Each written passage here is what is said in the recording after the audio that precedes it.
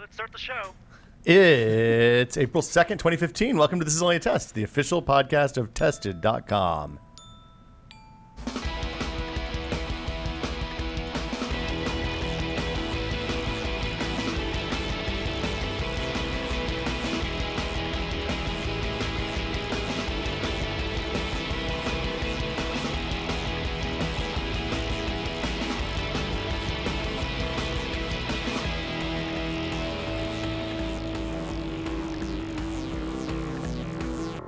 I'm Will Smith. Norman Chan, we have a full house today. Seems like a great split between the haves and the have-nots. Hold on, which side?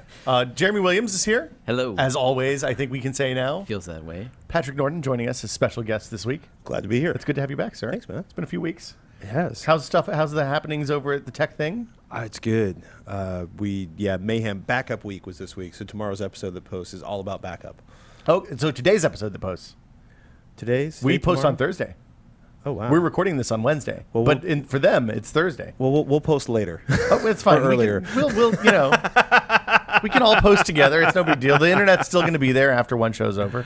Backup weeks. What are you guys? NAS backup? Hard drive backups? Shannon was forced to go to the Bahamas, so we pre-recorded a show. So we did it all about basically backup, explaining the 3-2-1 rule. Al Malventano from PCPer.com came on to talk sort of NAS boxes and some of the DIY stuff he's done, Like free NAS and stuff like that.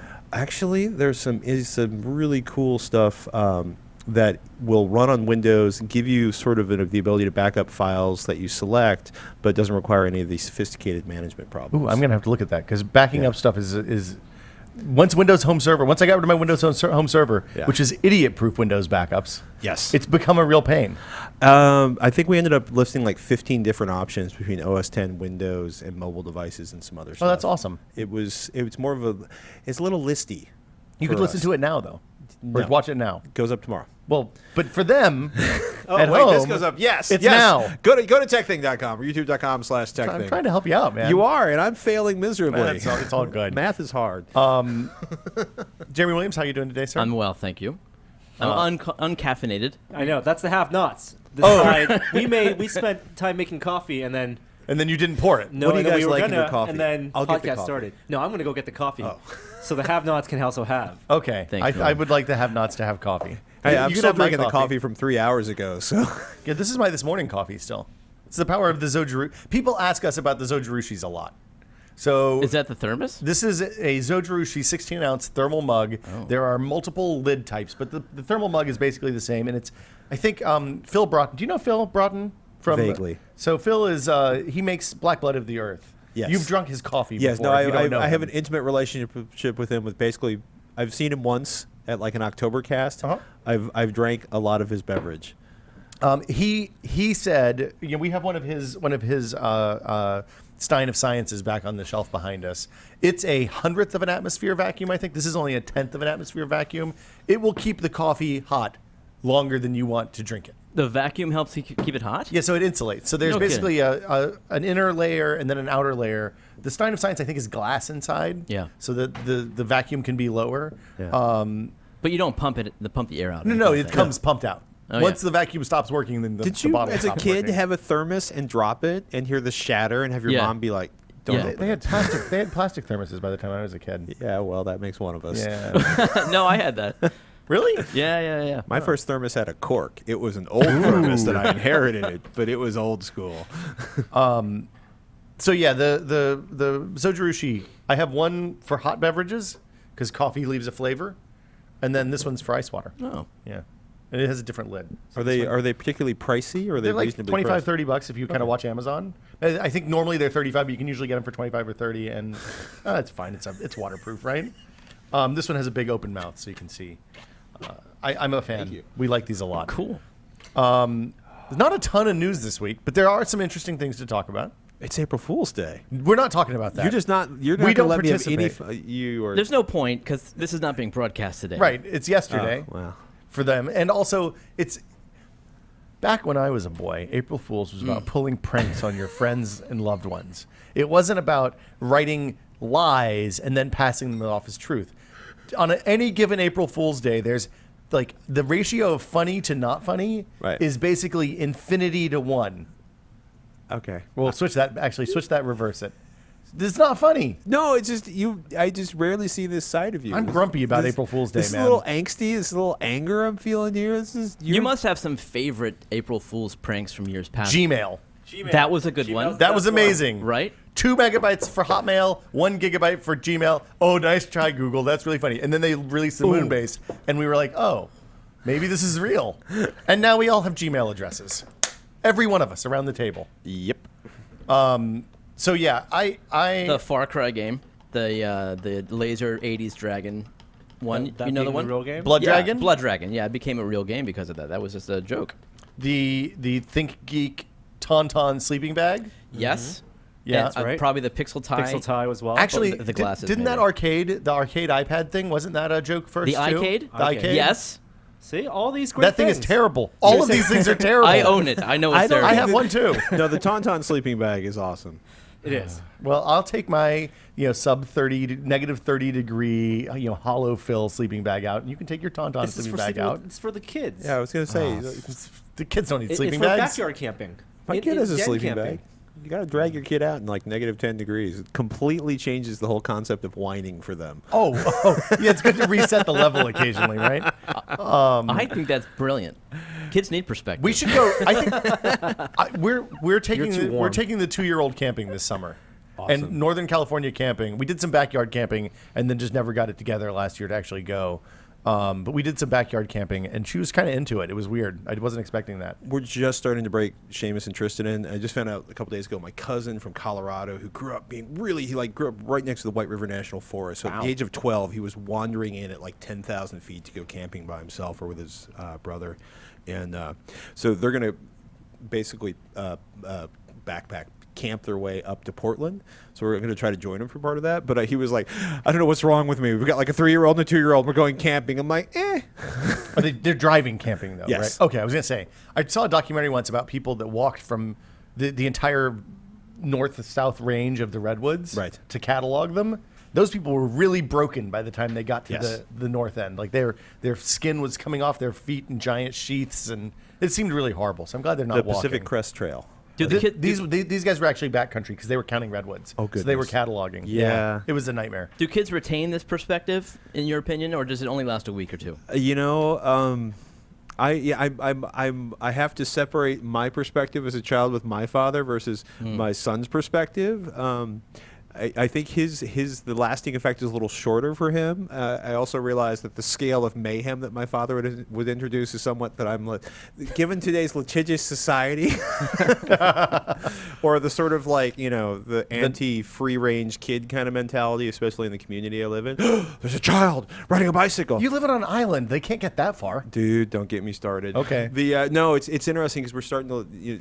My oldest son is at the age where we wanted him to start, having more outside experience. And I remember getting the hairy eyeball from a parent. And there's also been that sort of hairy eyeball incidents that are not so fun.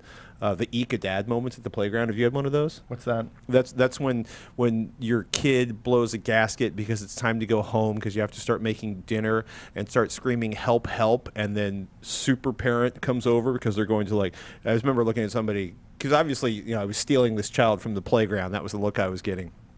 And I probably hadn't shaved in 4 days, so I probably really looked the part. And I remember looking at Seamus, and I was like, hold on, Seamus. And he's still screaming. And the person comes to me, I said, look, you got to call 911. I'll sit here and wait till the cops get here and verify that this is my kid. But you try to take the child out of my arms, it's going to be the worst day of the year for you, I guarantee. They're like, oh, you're a parent. I'm like, yeah, I'm a parent. But it's funny. I mean, people, the whole free range kid movement is fun to watch because it started with a woman who let her kid take the subway home. And, the Is that what internet. they're calling it, though? That's the free range kids. Free range kids. It's It's not a good name, but it's the name we have. Oh no. Well, you laugh, right? But this was so hysterical to discuss this because this woman's 7 or 8 year old son wanted to take the subway home. And she's fine. She's like, they're in Macy's. Here's a map. Here's your money. Here's how to get your thing. Go. And she writes a blog entry about it. People freak out. She gets invited on television, and they put a child psychologist on. Well, perhaps you could have given the child the elusive sensation of independence, but trailed them to ensure the child's safety. And I remember thinking, 1 in every 8 people in New York City is in the public school districts. That's 1 million kids. You know how they get to school? They take the subway. Yeah. And it's so funny. People get so bent. I'm operating a jackhammer, which is computer controlled. I'm on the other side of it holding it. My son's hands are over the top of my hands. He's wearing earmuffs, full eyeglasses, and goggles. And somebody's like, it's really dangerous to let your child operate tools like that. It's like, no, it's really dangerous to not let your child do anything and have them grow up, turn 18, go to college, and explode. Yeah. Yes. At some point, you do have to let Darwinism just take over. Yes! I like him. You have 2 kids. You 50-50 chance it'll work out for one of them. Average is 2.5 in America. Should we talk about some? Has everybody here read Ready Player One? Yes. Except for Norm. You have not read Ready Player One? No. He's a bad person. It's established. He's not a bad person. He just hasn't read Ready Player One. I love that this is item 1 on the news. Well, you put it there. I think. added it there because it was not. No one else put it there. The man who didn't read it. Gotta So stay on top of Spielberg's it. attached to the movie. That's what we're talking about. Yes, this is happened after we recorded the podcast last week. moments after. But Now, I'm the biggest fan of the book that I know personally. I'm a And pretty big fan of the book. Are you a big fan? I didn't read it 5 times. I think like I've read you. it at least 5 times. And when Norm told me this, I thought he was joking with me. And for minutes, I didn't believe him. I looked it up. It's true. I was ecstatic. I was buzzing for 2 days about it. Today they announced that James Cameron's going to be the director of photography. Now, that's an April Fool's joke. Yes.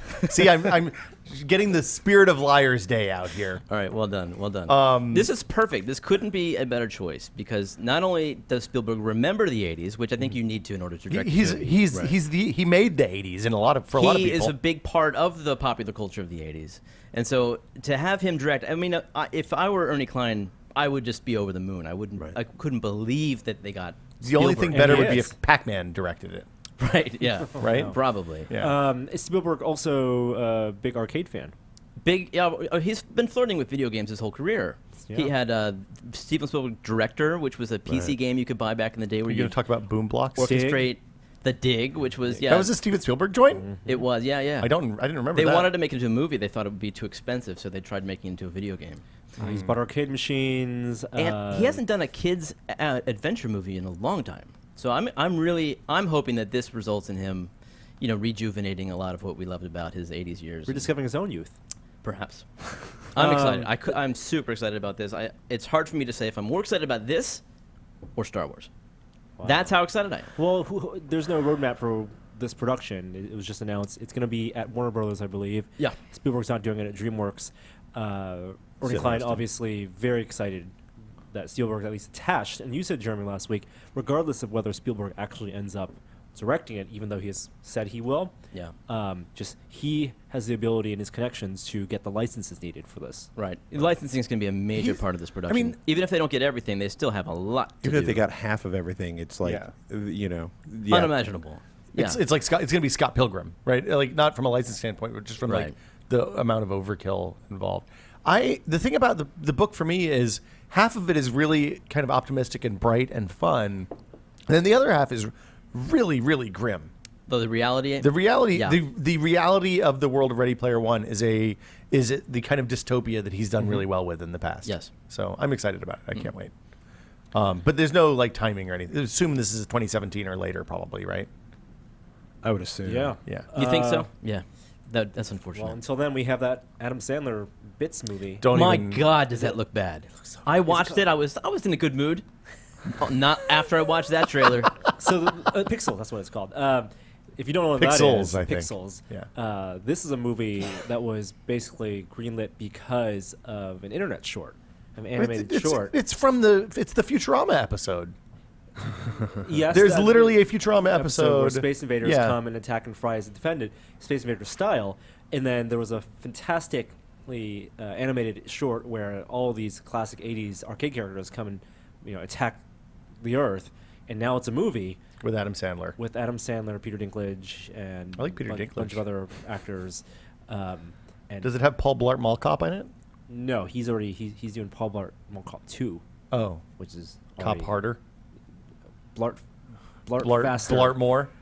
Too Blart, too furious. Oh, that's bad. I'm just laughing because I'm looking at the Rotten Tomatoes page, and it's like 96% want to see. Average rating 4 out of 5. User ratings 18,514. Hey man, if the Sony leaks taught us anything, it's that Adam Sandler can do no wrong when it comes to box office. Didn't he get like a 3% Rotten Tomato scores on his last movie? There was something like The one with Drew Barrymore. No, Or no. Which one with Drew Barrymore? There is quite a list. There are quite a few. What was I gonna say? I really like Funny People. Yeah, that's what I say. Funny People. Just watch Funny People, and you get a sense of that's the end cap of all his movies. He's a good guy. The movie looks horrible. Yeah. But Yeah. my point was that the Pixels movie, I hope it does well. You do. Yeah, because it's a bellwether. Yes, for studio execs who can't tell the difference between video game movies, Right. between Pixels and Ready Player One. I hope it doesn't. If it does poorly, my fear is that it will turn the studios off to committing to fast tracking and producing some movie, regardless of Well, reader I don't think enthusiasm. it'll affect Ready Player One's schedule or budget or anything like that. But it's because Spielberg's at the helm. So you got that. What are, since you guys have read the book, what are things that you think have to make is a Galaga. book is a book adaptable? Or, Well, the hard thing is going to be the 2 movies that they enter. They sort of do. They simulate a couple films, and I don't know if those are What are owned the by films? Warner Do you Brothers. remember? War It's Games and Tron? Holy Grail. Oh, Holy Grail. So I don't remember if War Games was Warner Brothers or not. Easy to find out, but Holy Grail is not. that's going to be interesting to see how they handle that. They might change the film. They could easily change the film to another 80s popular you culture be okay film. with that? Yeah, I would. Here's the thing. When I was reading the book, I was thinking about, because Gary and I had talked about it as I was reading the book, like how you would adapt this. And the thing I think is, I don't think that the references have to stay the same. They just have to have the same. They have to have the same amount of relevance. Like you can't replace Dig Dug Right. with Jungler, right? Like Yeah. that's not going to work. Yeah, I hope they don't shy away from the deep nerddom that they go to in the book, though. Like they talk Yeah. about the Sword Quest games, which are an Atari series. Yeah, I And, didn't know what those were. I actually owned one of those. I liked it. It was kind of an obscure title. I knew there was a contest attached to it, but in the book they go deep into the rules of the contest and Right. the awards and what happened and how it fell apart. And I think that that's really interesting history. I hope that they do maintain some of that. It's such a dense book in so many ways. Yeah. I mean, because there's part of it, like you mentioned dystopian, and then I heard Spielberg, and then I thought about AI, and it's like, okay, it's time for Spielberg to revisit dystopia. AI's good. AI is good, but it's complicated and it's painful, and I'm not entirely sure now that I'm a father I want to watch it again. We watched it with Adam a few months ago. I think this is an uplifting book, though. I mean, Yes. in a dystopian environment. See, I did not think it was an uplifting book. Really? Yeah. Well, it's an uplifting book for one character, Yeah. 2 characters in the book. Yeah. The rest of the universe, not so much. Paints a grim picture for the future of humanity. Well, yeah, but it sets it up for a better picture. We should do a separate podcast where we just talk about Ready Player One. I'm there. Okay, I'll reread the book. It's and so- we'll grab I'll some read it. people. Like looking at it's so funny because like you look at lists of okay, Winona Ryder, Christian Slater, Heather's, The Muppet Show, Atari, Adventures for Atari, Warren Robinette, Apple IIe, Commodore 64, Atari 800 XL, TRS-80, Color Computer 2, Dungeon and Dragons, Galaga, Defender Asteroids, Robotron 2084. I spent a lot of money on that game. Robotron's good. Oh my goodness! Like Warren Robinette actually has a classic game postmortem up now from the GDC of this year Oh, of Robotron? of Adventure. Oh, really? Yeah. It's The- pretty cool. the- Adventure actually plays a major role in the book. Adventure, the text game. The 2600 game. Oh, the one where you run it's Where- like Pitfall. Where you're the square. Got and, it. And you get the sword and you can kill the dragons and yeah. So a movie like, for example, because he has to make a movie for a wider audience, obviously. It's not just for people who lived Yeah. through the 80s. Yeah, and this book I don't And- think appeals to anyone under 40. I mean, 35. maybe 35? Yeah. The millennial bridge, Yeah. X Gen Y millennial gap right there. If you watch a movie like Wreck-It Ralph, which has homages and direct references and some maybe not paid license, Which but, are maybe over the heads of the kids, but for has the a adults. great balance Yeah. between paying homage and all and the nods without being explicitly nods Yeah. for the sake of being a nod. You think this movie can do that? I had a feeling from the book that I haven't really felt like since the Goonies, of kids Wow. doing something amazing, going off on an adventure and finding their friends and solving problems. Super 8. So I mean, yeah, or Super 8, yeah, good, fine, yeah, good comparison. So I mean, it can be done, and certainly Spielberg's capable. Well, so there we go. We'll know more about it soon, hopefully, or maybe not. You think they'll have anything at Comic-Con? Probably not, right? Probably not. maybe really early. I mean, that's the thing they have to get out in front of early because it's going to cost a ton of money to make, and they don't want to have a Scott Pilgrim situation where they spend $100 million on something. and then Analogy is nobody goes. Tron. which, when you talk about Comic-Con, Tron was one of the reasons Disney made Tron, and Tron Legacy, this one, is because of a test reel they played at Comic-Con for the hardcore fans, for what you could argue was an older skewed audience at that time. And that's a movie where it's for people like Jeremy, you love Tron, the original Tron. You had to watch that movie, but they also made it with the story and the action in mind to appeal to the wider audience. Yeah, right. That's true. Let's move on and talk about the Surface. I'm using a Surface right now. Last year, Microsoft released the third Surface product, or fifth, depending on how you count, maybe sixth in a row. That was the Surface Pro. It was basically an Ultrabook tablet with the keyboards. Day before yesterday, they announced the Surface 3 non-Pro, which is a $500 Atom-based still Surface tablet, but with some different specs and stuff. What all has changed in that, Norm? It seemed interesting. In the past, there were two Surface lines. There was a Surface and Surface Pro, and they were really completely different computers. The concept, the build concept between the two are the same: detachable keyboard, a tablet that also can work as a laptop. But because of Windows 8 RT, and 8 Pro, Surface RT was an ARM-based computer, and you couldn't run x86 applications. Now RT has been abandoned. Windows 10 will not have an RT version. The various versions of Windows 10, even the low power ones, will still be x86. And it's interesting that even though Windows 10 is in a preview form right now and won't come out till end of summer or sometime in summer, that Microsoft chose to announce a Surface 3, which, you're right, it runs an Atom processor. It's Cherry Trail. And it's 1.4 gigahertz, 2.6 gigahertz. Now, Atom... It's a dual core, right? It is a dual core. Atom, or quad core, actually. I want to say quad core. I'll look it up. Atom is not the processor that it used to be, in a good way. When we talk about Atom, most people think of netbooks and that craze, ultra low power, and that experience was horrible. It's still ultra low power, I would assume, just more capable. Yes, and I think Intel has been slowly moving toward, just like ARM has been getting more powerful with its low power efficiency, and ARM and x86, they do, it's the low level stuff is completely different, but Intel's gotten better about decreasing power use, even when we're talking about the Broadwell and the Haswell stuff. The Core M processor that's going to be in the upcoming MacBook, that's ultra low power. That's like sub 10 watts. The Atom here is like 2 to 3 watts. So you get a fanless design, you get something that's thinner and lighter than the Surface 2, but it's running full x86, and then it will launch with 8.1, but can run Windows 10. And those Cherry Trail processors are like 2-watt processors, 2 right? to 3 watts Yeah. at their special state. So you're not playing games on this, right? You're not playing any games on this. This is purely a productivity machine, and you're not doing photo editing on this. But this is kind of the new netbook, but with a baseline experience that isn't no comp. It's the Chromebook, and that Atom processor is actually in a lot of Chrome OS Chromebooks. Well, there's two things that have changed. The low end processors have become more capable at lower wattages, which is I think the big thing.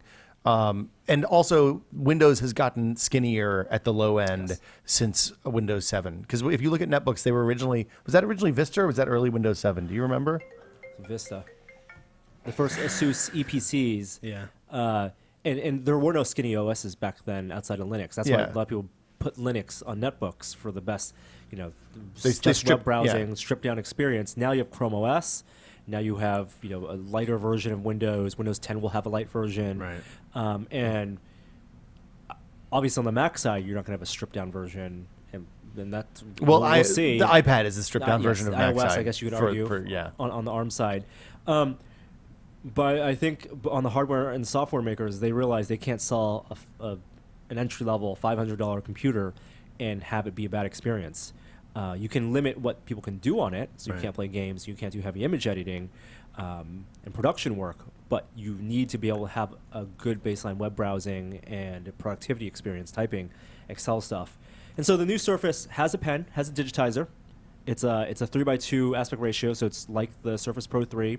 Resolution isn't 2560; it's 1920 by 1280, which I think is fine. Yeah. Is that what for yours is? size. This is 2560. Oh, they've gone down. Okay. And it's a 10.1-inch screen. It doesn't have the fully hingeable Oh, really? kickstand. It only has The one from the 2. The one from the 2. That Oh, locks that's in a 3 bummer. positions. The fully hingeable one is One of the really best nice. things Yeah. about the Surface Pro. Like it makes it usable, I think. But it's, I don't know why. I understand why they wanted to get this out because Cherry Trail just launched. But we know there's going to be a Surface Pro 4 likely coming out at the end of the year or with Windows 10. And we don't know what that's going to be. So Surface Pro 3 has Haswell, and it's the Haswell U processor. So when we're talking about Intel processors, with every generation, there's a U line and a Y line for mobile. which one's the fast one and which one's the slow one? The U one is the fast one, which is what you have on your. Right. You have Broadwell U. The Y line is Core M, which is the lower power state, fanless design. That's what's going to be in the MacBook. And in the Yoga And that we in tested Yoga last 2 year. Pro, Yeah. and so we don't know what Surface Pro will have. If I was a betting man, I think they would go with the Y line. I think if they want to retain that productivity segment, then they have to hit the Y line. No, I just thought this was weird. Oh, Yeah. you think they have to have the U line? I think they should have the U line, which is what this one has, but I think they will default to the Y line because Fanless. fanless Yeah. and thin and light. Yeah. Isn't this lower end one the bigger deal though? Because now you can finally run Windows for $500. Yeah. Oh, well, But you can do that for a long You time. can But buy on the Surface. Yes. Yeah, I mean yes. not on the Surface, but you can buy a decent Windows laptop for like $230 That's right true. now. Yeah. Yeah, we- HP like, has some good not on ones. sale. Dell. HP, we had a viewer emailed us and gave us a tip on, I want to say, one of the Acers. You can upgrade the hard drive and the memory on it. But because like we were talking about this last time, I like wandered into a Microsoft store and it was like, oh, it's a $200 laptop. Prepare to be horrified. But hey, this is really functional. I'm not going to play video games on it, but this is actually kind of impressive for $200. One of the things I found at the low end is since Microsoft started providing the drivers for track, you have a more consistent experience across Right. the low end. Like that has been a really, really good thing for the Windows ecosystem, at least for the companies that choose to use those drivers instead of their own shitty ones. Tell us how you really feel. Yeah, well, I mean, you've used you've used plenty of laptops with bad I've trackpads. just been laughing because I've been through, Windows Technical Preview finally bit me on the ass last week. Yeah. Norm suffered through this. I apologize. Booting, my trackpad misfunctioned for about 20 minutes, then it restarted and it was okay. I still don't have a functioning audio device without plugging in a USB. But it's Great. been, but it's like you laugh, like you think like la la la la. You never really think about drivers for your mouse or your trackpad until it starts misbehaving, and you start trying. And everything you put in eventually seems to work worse than the thing you had originally. Well, when Microsoft rolled out those drivers for Windows 8, they sent us a Samsung laptop with a beta trackpad and the beta version of those drivers. Right. It was a great experience, right up until the point that the next software update hit, and then the laptop was bad. We sent it back. But yeah, it's the $500 Surface is interesting. I'm a little bummed. I wish that they would have jammed the digitizer and the stylus in, because I think at that price point, I think that there's a reason to have it. I think that gives them another selling point Wait, for the Surface? for the $500 Surface. No, that one has a digitizer. Oh, it does have the It digitizer. has the N-Trig digitizer, pressure sensitive, Oh, which the previous twos did. Oh, I didn't realize that. I It thought has you a said it didn't have touchscreen. that. Didn't have the hinge, Right. but it does have a digitizer. It's unfortunate it doesn't have the hinge, but Yes. that's not that big a deal. Which I love. And we've talked about, I really thought Apple was going touchscreen this year. They're not, obviously. They always go later than you think. Yeah, maybe it's coming. It won't be this year. This year is the big thing for them is MacBook, new form factor. But I really love touchscreens on laptops. I think the I mean, I look at that and I think that fanless is going to be really good for that.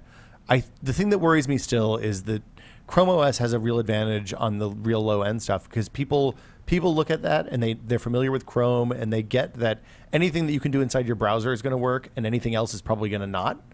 And with Windows, if the experience isn't great, I mean, I don't think the people who are buying $500 laptops are loading Photoshop on them.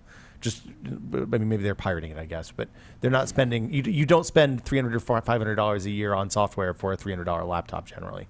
I think that there'll be I think they'll still have issues. If they have issues with performance, it's going to be a bummer for the product and for them. This is completely anecdotal, but speaking to getting into the educational system, my son comes home, my 8-year-old son wants a Chromebook. He doesn't want a laptop. He doesn't want a MacBook. He wants a Chromebook because that's what they have at school. Right. They use Google Docs and Google Apps for their work stuff. Yeah, and you can personalize it, go into the Google themes and all that, and he loves doing that. And that's his world. He's perfectly happy being in that OS. It's the web browser world. I mean, we grew up with a desktop. It's what Microsoft brought, but you think about how cluttered your desktops are, and how much you actually interface with the icon of your desktop. Now it's all in the browser. You run everything full screen, Jeremy. And multiple monitors. Like I can't. I know I can't comprehend it, but that's how. Because you got the 30-inch. Yeah, it's too big for that. I'm getting ready to hang more monitors on my walls. I've gotten addicted to hanging monitors on walls. Seriously? It's really fun. You know I think I'm going to put some up above and some on the sides. I got a bunch of old 24-inch panels that I don't use. Oh. Might as well put them someplace. Yeah, hook them up to some Raspberry Pis. Yeah. Put some Let's get Luby crazy. stuff on them. Project Spartan is finally out. This is the new post-IE web browser from Microsoft. So that's good. Yeah. Windows 10 will not have Internet Explorer be the default browser. Internet Explorer will not even be on the taskbar. Oh, right. It will be installed for compatibility in Enterprise. It'll be Spartan. But Project Spartan is whatever its name ends up being, will be the browser of Microsoft. John going forward. 319 or 311. What's his name? Can't remember. So the last when Patrick, you've been running Windows 10 Technical Preview. So did you enable the rendering engine for the Edge rendering engine in the IE? You know, after I just at the moment I'm afraid to touch anything until I get all of my deliverables done for the week. Then I'll start experimenting with settings again. You're a brave man running like I used to run it on my gaming machine at home, the technical previews, and I don't even have time to do fool with that anymore. Well, that's just. I mean, one, it's actually until this sort of upgrade on Tuesday night where everything kind of glitched out. It has been fantastic. It has been stable. It has worked incredibly well on this laptop. I'm not running a lot of weird hardware off of it or anything. And it's a relatively modern laptop. Yeah, it's a relatively modern laptop, and it's forced me to rub my face into Windows 10 Technical Preview in a very intimate way. That is the best way to learn how what to expect. Yeah, I'm a little. It's funny. It was interesting watching some friends of mine who are developers that kind of live in Java and online, and in a couple cases for some pretty huge corporations, freak out about the Spartan announcement because all they can see is dealing with, as the operating system gets adopted, dealing with everything they've sorted in Internet Explorer suddenly being all they can see is like the potential problems of a new browser from Microsoft. It was amazing, like watching this thread of email comments where they're all freaking out, upset, and just not even thinking of like, oh, this is thousands of billable hours. It's like, oh God, I'm gonna have to deal with this. No ActiveX. Yeah. And compatibility-wise, Internet Explorer at launch, at Project Spartan's launch, Internet Explorer will still be more compatible the existing web, but it is a future-looking browser, and it is a fork of the rendering engine with IE. A lot of stuff stripped down, running them literally side by side. Spartan looks, from aesthetic standpoint, the Chrome looks like a Windows Metro / modern UI app with the boxiness. Well, and they've adopted the modern language of modern Tabs on Firefox, top. modern Safari, modern. It's big. It's a lot Chrome. of Chrome. I don't like it so far. It's a lot at the top. In terms of speed, I really don't want to evaluate that now just because everything's in preview. But I've been using it, and the Cortana integration,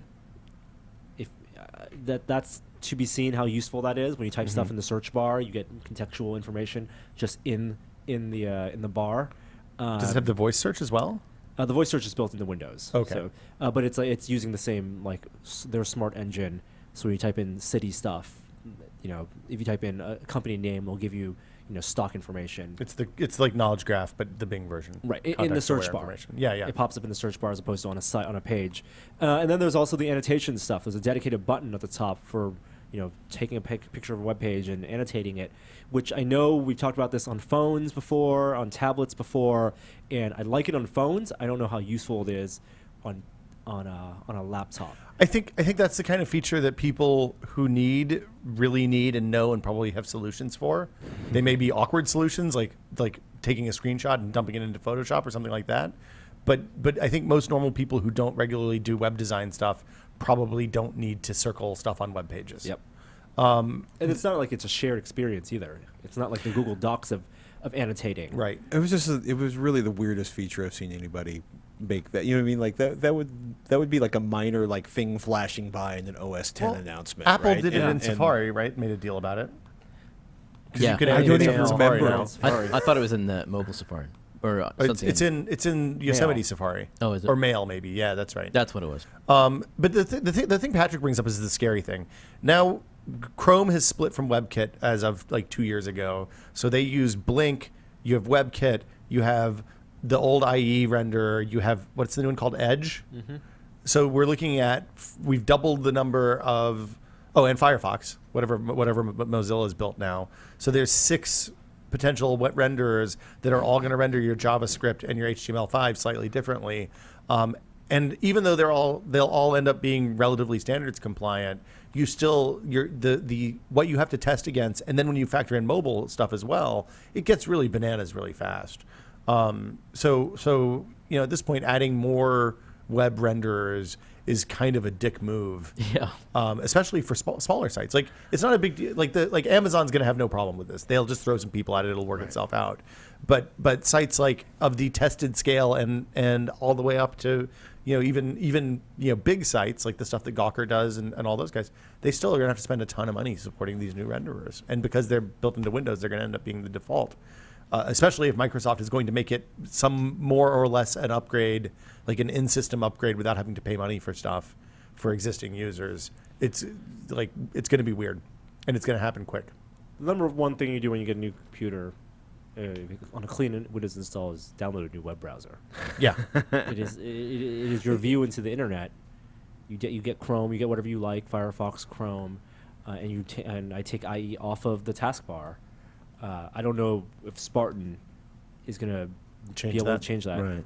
I mean, the thing that the other browsers have done is invested in things like sync, cross-device sync and stuff like that, so that even if I'm just using a phone and a laptop now, if I'm a two-device person, it's not even like the old days where I had a work computer and a home computer. I wanted to keep the bookmarks in sync.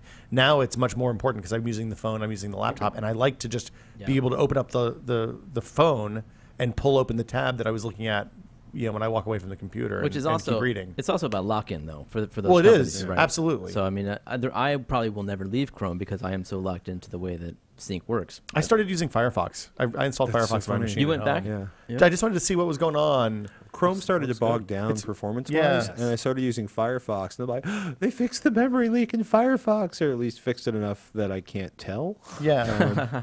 If you open, whether you're in Mac or Windows, open a task manager in Windows and see the memory use of your web browsing.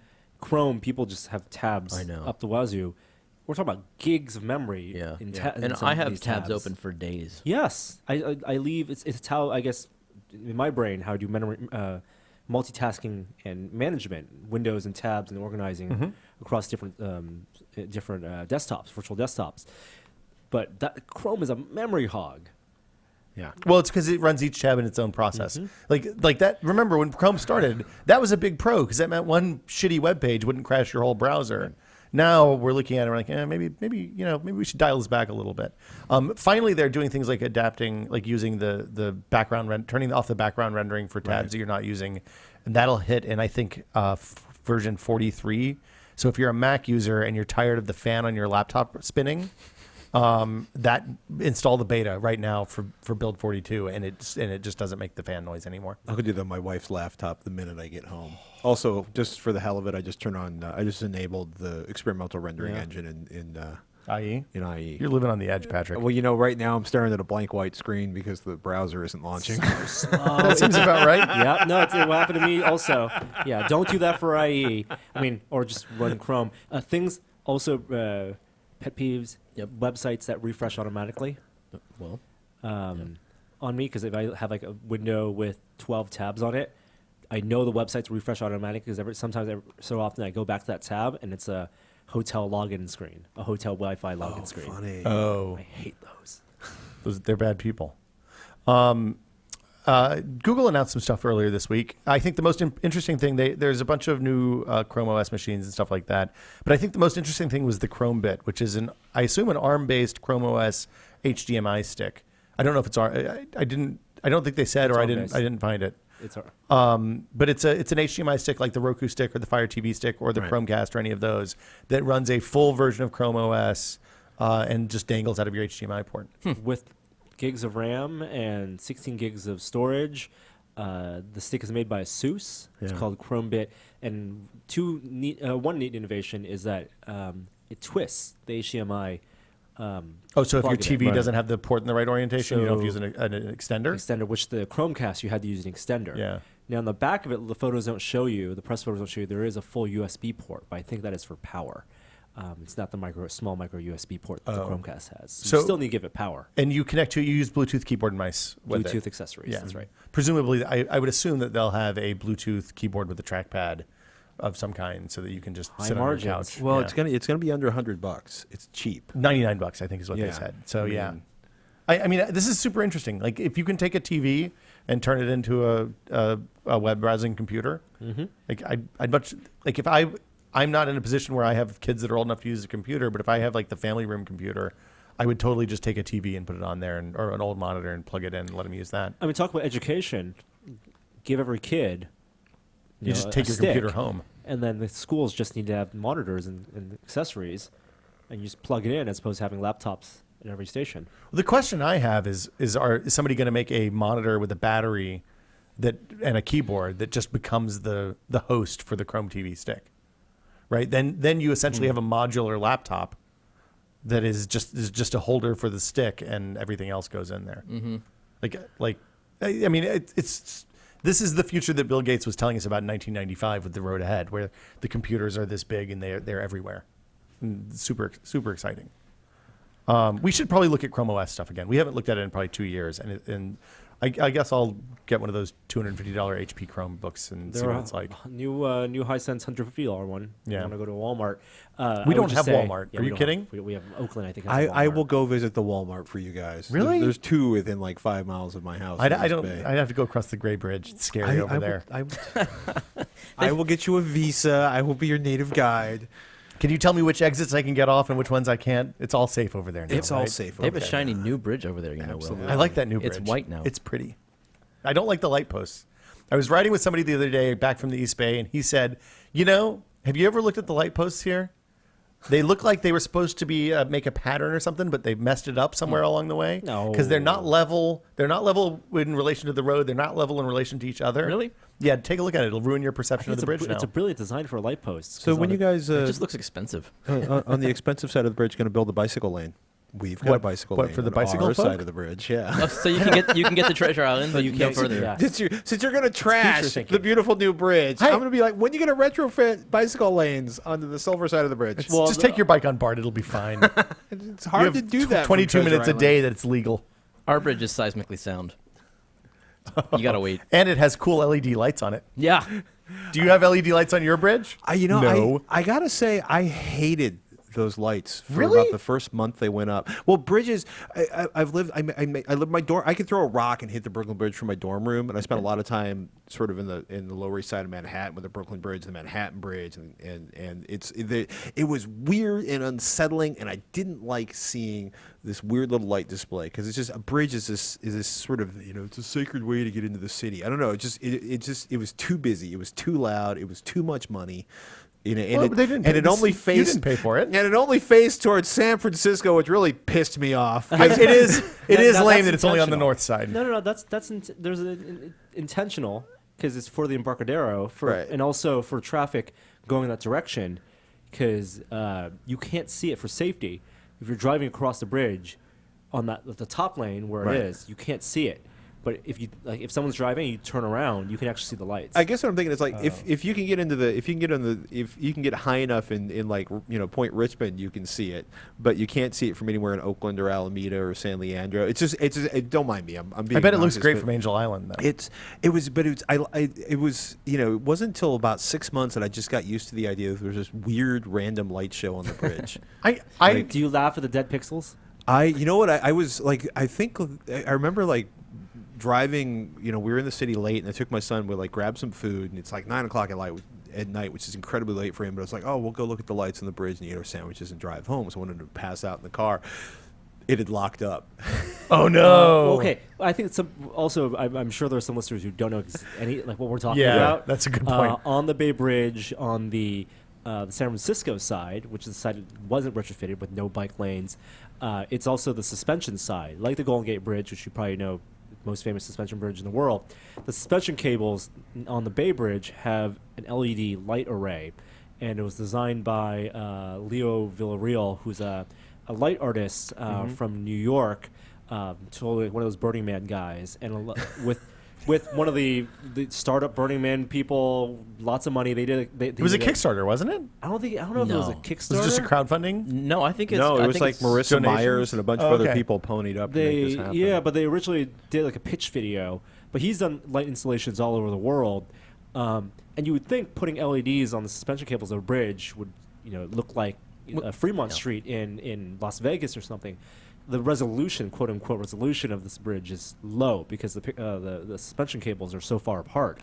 So you can have very dense layering of these LEDs. They're not RGB LEDs either, but they are 256 degrees of brightness. But as an artist, the way he animates them, he has he plugs into a base station that's undisclosed location and programs in animations, and so it's all like procedurally generated based on his variables. I now have a new goal in life. You want To find the base station? Norm's Yeah. been there. No, I saw him on a netbook tapped into it from the pier. Oh. So it's close to the pier, but they will not say where it is. That's okay. I have friends that do things. People. So for people who aren't familiar with San Francisco, there's two bridges: the Bay Bridge and the San Francisco and the Golden Gate Bridge. The Golden Gate Bridge is the red one. You all know that it gets destroyed in every disaster movie that takes place on the West Coast. The Bay Bridge is my favorite, like the gray double span of the Bay Bridge, because it's really unique. It's a double suspension bridge, which is really rare. There's this huge concrete pillar in the middle where they anchor the two different segments to, and it's outstanding. It's also gorgeous two bridge. layers, and the bottom Yes. layer used to be for trains only. Really? Yes. Oh, I didn't Only know trains. that. Oh. It's double through traffic when it first opened, and it's not an old bridge. Like It's less train than trains 100 or like years old. subway? No, like trains. Trains Wow. on the lower layer, and then because of the demand for traffic, and it's also interesting because it had two halves with different designs. And you play a game like Left 4 Dead, that end bridge sequence was like the bridge that got the half that we just tore down. Well, it's also featured in the Bridge trilogy, William Gibson's. Yeah, and a lot of it's a beautiful bridge. You should look it up on Wikipedia. The lights are actually off right now. Maintenance for a few months. Oh, I was going to send people there that are visiting no this longer weekend. annoying you. Right. Thanks, Patrick. Yeah, you ruined it for everybody, Patrick. I said I warmed up to them. It was very weird to see a light show on a bridge. I would think the engineering would appeal to you. On some level it did, but there's just like, what I mean? It's like you could do the same thing at Half Dome in Yosemite, and I'm pretty sure the engineering would never appeal to me, no matter how unbelievably creative it was. But it's different to me to tart up nature and tart up human engineering. And yet, I don't know. I don't know. How would you feel about this on the Golden Gate Bridge? Right. Good point. I don't have any I think we should have a net to keep people from jumping off the Golden Gate Bridge. I'm totally fine I think with we that. should encourage and make it easier. Well, okay. I think we should embrace. No, Go take your copy of Atlas Shrugged and get the hell out of here. the views Norton. of Patrick Norton do not reflect those. Tested. Did you guys see the Amazon Dash buttons yesterday? Yeah.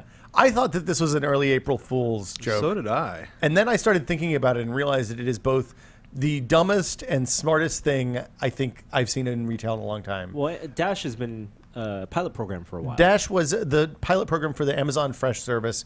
It's basically a button with a speaker that you can just scan a barcode or say the thing you want Fresh to bring you, and they'll bring it to you. But this is different. These are Dash buttons, and these are Wi-Fi connected buttons. You hook them up to your network at your house, and they have a logo on them for a product, and when you press that logo, Amazon sends it to you. Is it free? The buttons are, it seems Invite like only. free. It's invite only for Prime subscribers. I presume it's going to be tied to the subscribe and save stuff where you just keep getting it over and over and over again. But this lets you control demand. So It's- years ago, when we did an episode of the podcast where we joked about how ridiculous it was that we buy toilet paper or diapers or something, or households. I from- buy toothbrushes. I put them on subscribe and save. They come Exactly. every 3 months. And I think now it's accepted, and I think it's really reasonable. You get a discount on it. Right. It saves you having to think about it. You know, based on your usage after 2 months, exactly like if you're getting too much or too little. And for things like toilet paper and paper towels, makes a lot of sense. You think this button makes sense, or you But think the the button- subscribe makes sense? I think subscribe makes sense. Yeah. Right. The button fills a gap for things that are maybe a little more irregular in usage. Like what? well, I Paper think towels. detergent and paper towels. Well, hold on. Detergent. I use the same amount of detergent pretty much every week because it's always 5 loads. That's what they're launching with. They're launching with detergent. It's Procter & Gamble stuff. Yeah. Is what it is. But it's a button. You're getting a separate device for every product. It seems incredibly wasteful to me. Yes. Yeah, and also, I mean, we also the now as of today 3-year-old turned off the temperature in the fridge. Great. All I can see is like getting $900 worth of detergent one day. Trading the magic button. I it's joked. it's a Skinner test for children. Yeah. I I mean- joked, last night on Twitter. Like, hey, honey, why is there an 18-wheeler full of toilet paper out in the front yard? Wow. Oh, well, the button makes a really good click, so Johnny mashed it 350,000 times. Do I need to touch ID? Maybe you need to tap in the Morse code password. Boop, boop, boop. Or you could just put it it's a 4 jingle. feet off the ground. It's the jingle. Boop, boop, boop, boop, boop, boop, boop, boop. And you get the product. There you go. So now really thinking. So, All I can think of is Internet of Things and who's going to be the first one to hack this, and how open is this going to be? Can I go into your house and with like how many minutes of work will it take for me to set it up so you could send like a bottle of Chianti or Can some you just- horrible rum that you don't like Well, I'm every sure you time get a notification. yeah. We don't know exactly how it works. Now, the reason that it is brilliant from an Amazon perspective is it prevents you, because the convenience, it is a tool of convenience. Even though you're not getting the item immediately, it still be next day or 2 day shipping. It prevents you from giving once you've pressed the button from going to the store. Right. Well, here's the thing. Like, paper towels, I looked at the list of stuff that they're selling. It's like 10 pages on Amazon, probably 250 or 300 items. They're almost all Procter & Gamble products at first, Right. it looks like. So Tide, Bounty, all of that kind of stuff. I think we only use 2 of the things. The overnight diapers and the Bounty paper towels of all the stuff that they're selling with this. And I thought about like how you would use this. You'd stick the Bounty button on the on the shelf in the garage where the paper towels live. And every time I go out to get paper towels, I always get 2 rolls. So that there's one that goes under the sink and one that goes back on the live rack. And if I hit that button when I get the last 2 rolls of paper towels, they'll be here before I need paper towels again, which beats the shit out of going to Target. Yeah. Which is what they're competing with. I mean, on some way, first of all, I'd like to point out that I found very near the bottom under the how it works. It says the dash button responds only to your first press until your order is delivered. So that will prevent the 3-year-old from ordering the container load of paper towels. But it's so funny, like a lot of this stuff I buy at Costco and I buy in bulk. Because I buy toilet paper and I'm good for 6 months, and I buy paper towels and I'm good. You for have 3 or more 4 storage in months. your house than we do. Yeah. Also, that's the Costco / Target on a Sunday morning experience. Exactly why services like this, Amazon Fresh, Google Shopping Express, work. I stopped a Costco membership because the only time I can go is on weekends, and it just sucks. It's You awful. know, it's literally what I figured out is a lot of it's timing, and it's funny because I ended up with the executive account partially because it pays money back to you, and partially because it gets you that extra hour in the morning. Right. At certain stores, that extra hour in the morning before the main cost, like they open up the rest of Costco, is the worst possible time to be there because it's you and like 300 frantic small business people all trying to load like 10,000 gallons Yeah. of drinks out. or like restaurateurs or something. Yeah. Like people who are buying paper towels and toilet paper for their restaurants and stuff like that. You know, Yeah. and they're trying to like push 2 carts simultaneously. I don't know. It just seems really, words like intrusive, irritating. Is it that hard to get people? Do they need the physical tactile sensation because you can't go to your phone and order paper towels? There's always like the things that are on this list. It's interesting because that was my reaction as well. And then I looked at what they put on the list, and the things that are on the list are always the things that I forget. It's always it's always the stuff that when my wife goes to the grocery store or Target and does the weekly shopping, Right. we get home and she's like, oh shit, I forgot to get paper towels. Can you stop and get some paper towels? Can you stop and get laundry detergent? Can you stop and get Wesson, And you would think vegetable oil? that this is something that you would have. The original Dash idea was a voice-controlled widget, and you would think that this is something they would build into Echo. That's for what I was example. thinking. Yeah. I mean, if that's something supposed to be in your living space, the advantage of this physical button is that it's in the places where you use those items, and which is not theoretically your main living space. and it's attached to those and places. it's is the attached to thing. those. Yeah. It's attached to the paper towel rack, attached to your detergent, your laundry machines for people who have them. Amazon is in this really interesting trajectory where they want to get into the retail for everything, but their biggest cost is shipping right now. Right. And the thing that there was a really interesting talk about what's going to disrupt Amazon the most is company services like Uber and Ship, where the transportation model where shipping gets much cheaper. It gets decentralized, because Decentralized. you're drafting on other people's massive volumes. And the Amazon model of giant warehouse and centralized distribution is the infrastructure is so expensive, and one of the reasons why their margins are low.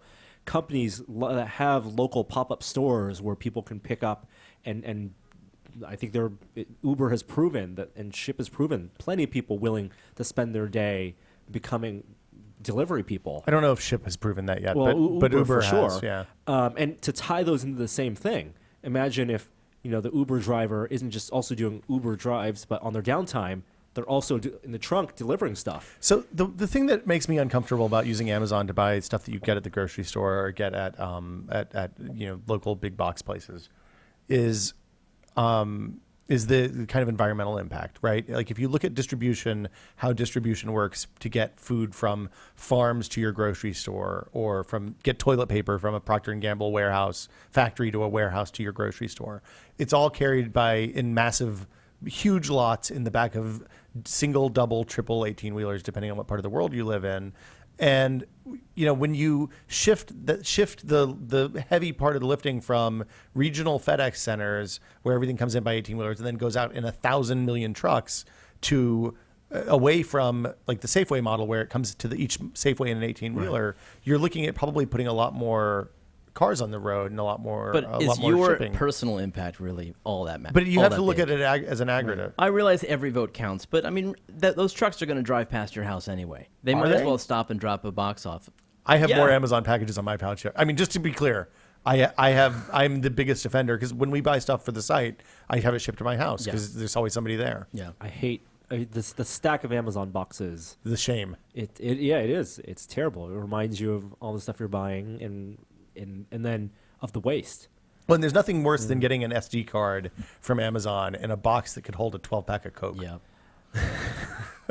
I don't know. I think this button is going to be a passing thing. I don't think we'll see it stick around. I think very it's long. going to be a huge success. It feels like the Jetsons version of the future. It doesn't feel like what's actually going to happen. I think Norm's right. It's going to be voice control. We're going to tell Alexa to order whatever we need. It's funny if you dig all the way down to the bottom of that page for the Dash button, there's a link under makers and innovators, and then what it links to is a bunch of products where they're basically saying Dash replenishment service, which are allowing like and I'm a little nervous about this because every time I buy something, I keep buying quirky products and I keep returning them because they sound so good and the firmware or the software for them just isn't there. Turns out software is hard. Yes, it is. Yeah. But it's funny. It's like, Whirlpool is going to, Amazon has been great to work with. Together, we'll help ensure customers always have the right laundry supplies on hand. Brita's going to do water filters. Quirky's going to help you figure out when you need more coffee or formula. Brother printers measure ink and toner levels and will place orders for you using the Dash replenishment service.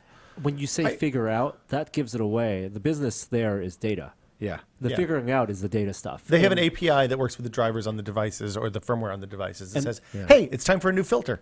And those are all coming out this fall.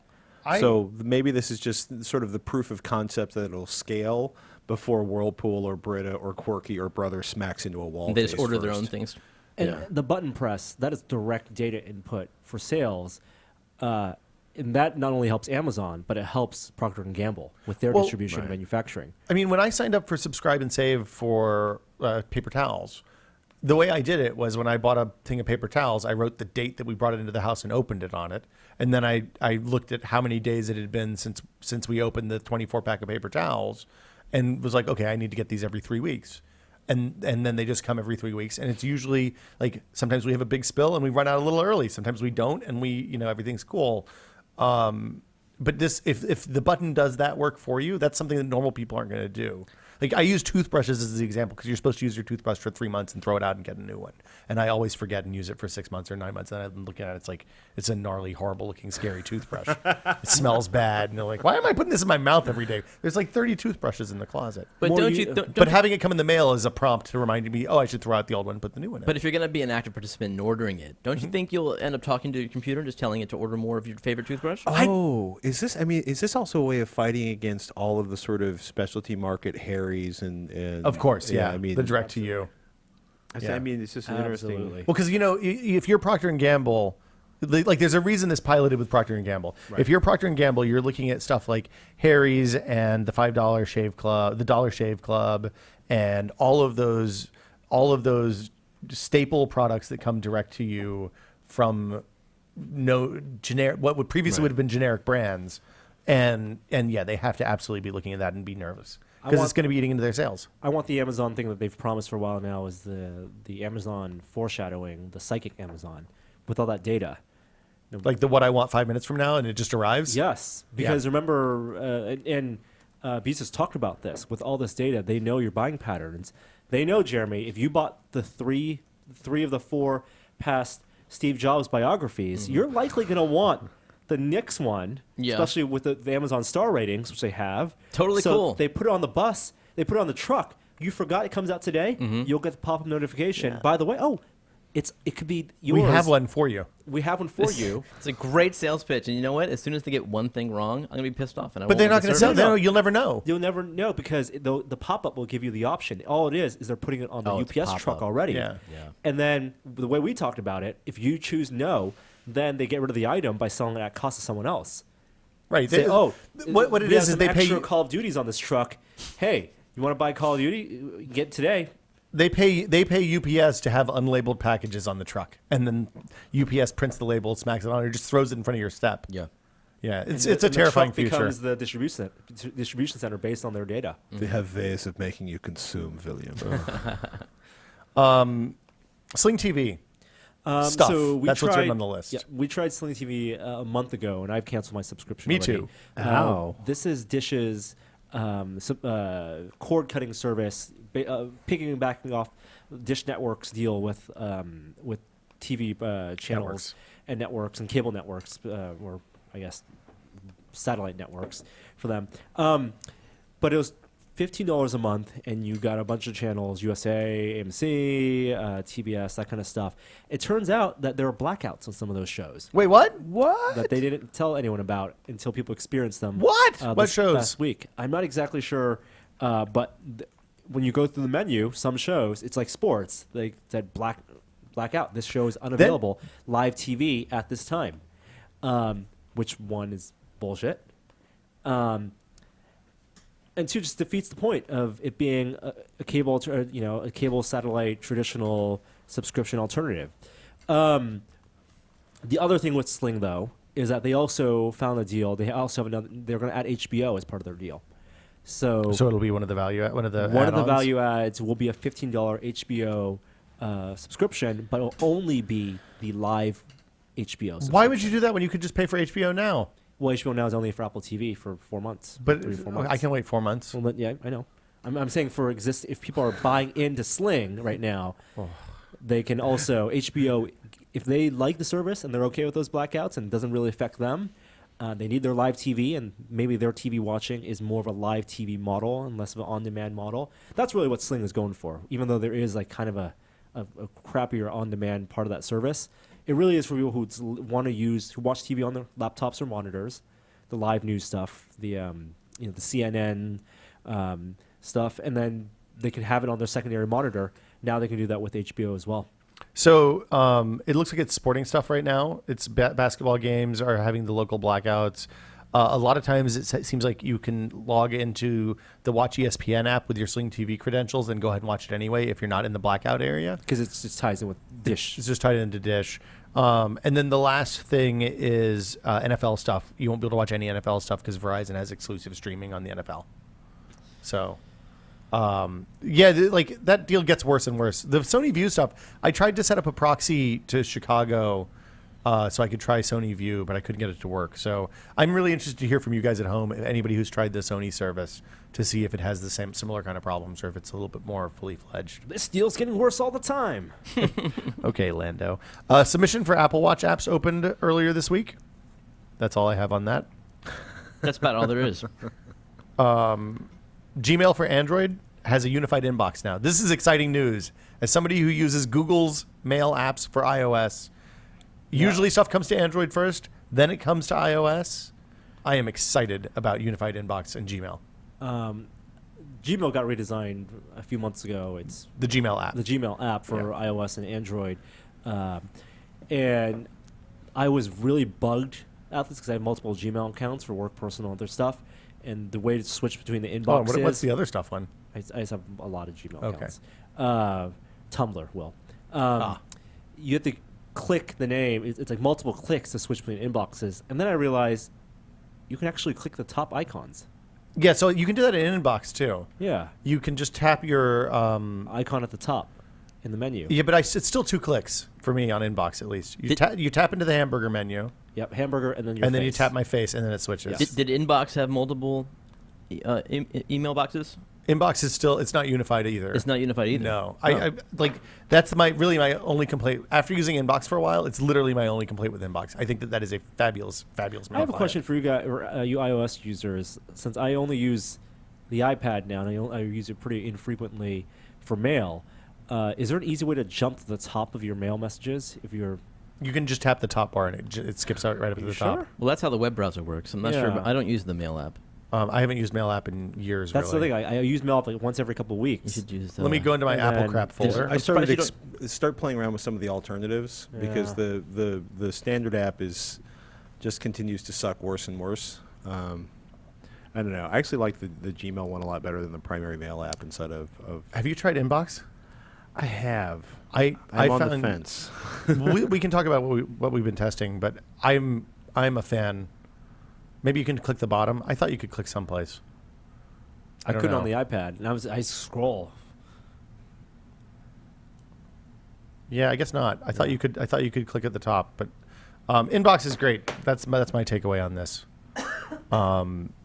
Oh yes, I am using Inbox. I just called it Gmail. Yeah, no, it's You just called it Gmail. You sounded so upset about it for a minute. it's delightful. I mean, the thing that I love is that it groups all the stuff that I kind of like to. It's a good solution for letting me see the stuff that I kind of want to see, but maybe don't need to see. I feel like I miss a lot less stuff now that I'm using Inbox. than I It's done used to. something I never would have thought possible, which is I prefer checking my email on my phone than on my desktop. yeah. Yeah. Weird. Yeah. There's some really it's interesting to start playing around with some of the apps. Like, when I finally broke down and tested Mailbox.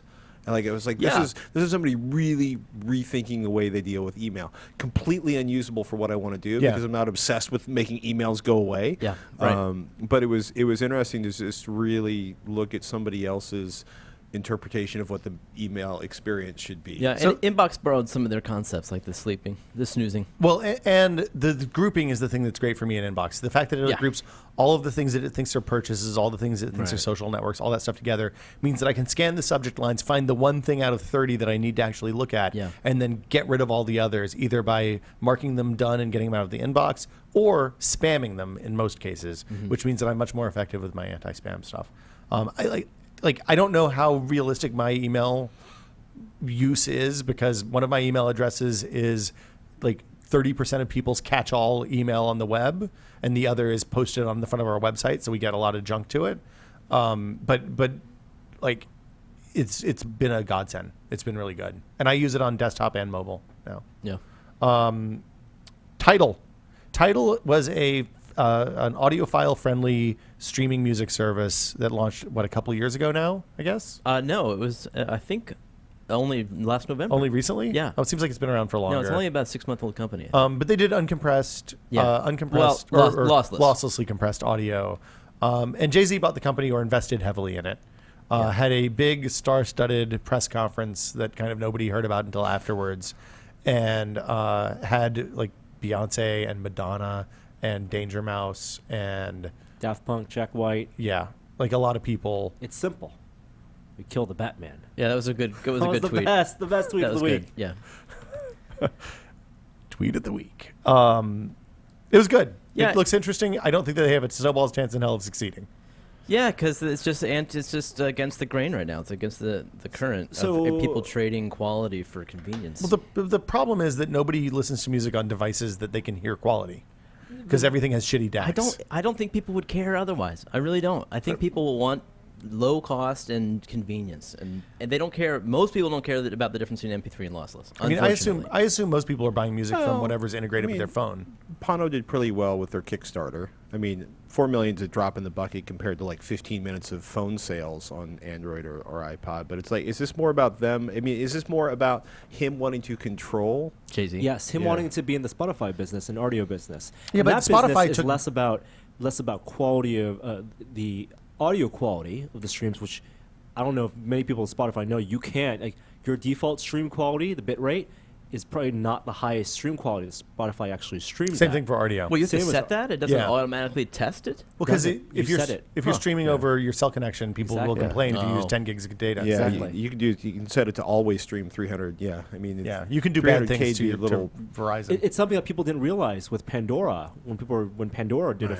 launch, Pandora ripped at 256 VBR or 192 VBR, and then from CDs, and so it wasn't even directly from the studios because it wasn't doing through partnership with the studios. But the way Spotify and audio have learned to differentiate from each other is like Netflix and HBO is exclusives, and the Jay-Z model, while there is the tiered model and $10 or $20. What is the Jay-Z model? It is are they exclusive. purchasing? I think Or is it streaming? It is with his contacts trying to get exclusives. With They this. haven't announced any exclusives, They despite haven't. having so many stars on stage. But I think it's a real slippery slope because this is what's going to really hurt listeners, and it's already people on Spotify feel hurt because you take for granted that it's an unlimited buffet of music, but just like Netflix, things phase in and out.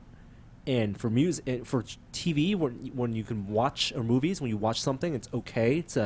When you think of it almost as a rental. Music, you listen to things over and over and over again. I found it really frustrating on Netflix because I don't get to watch everything I want to watch, and then I'll turn on. I'm like, okay, I can finally start that new series.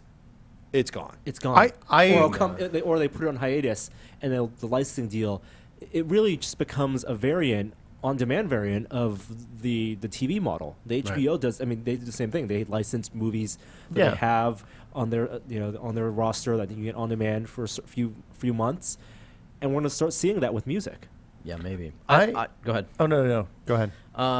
The typical streaming services are really, really, really bad for the content creators.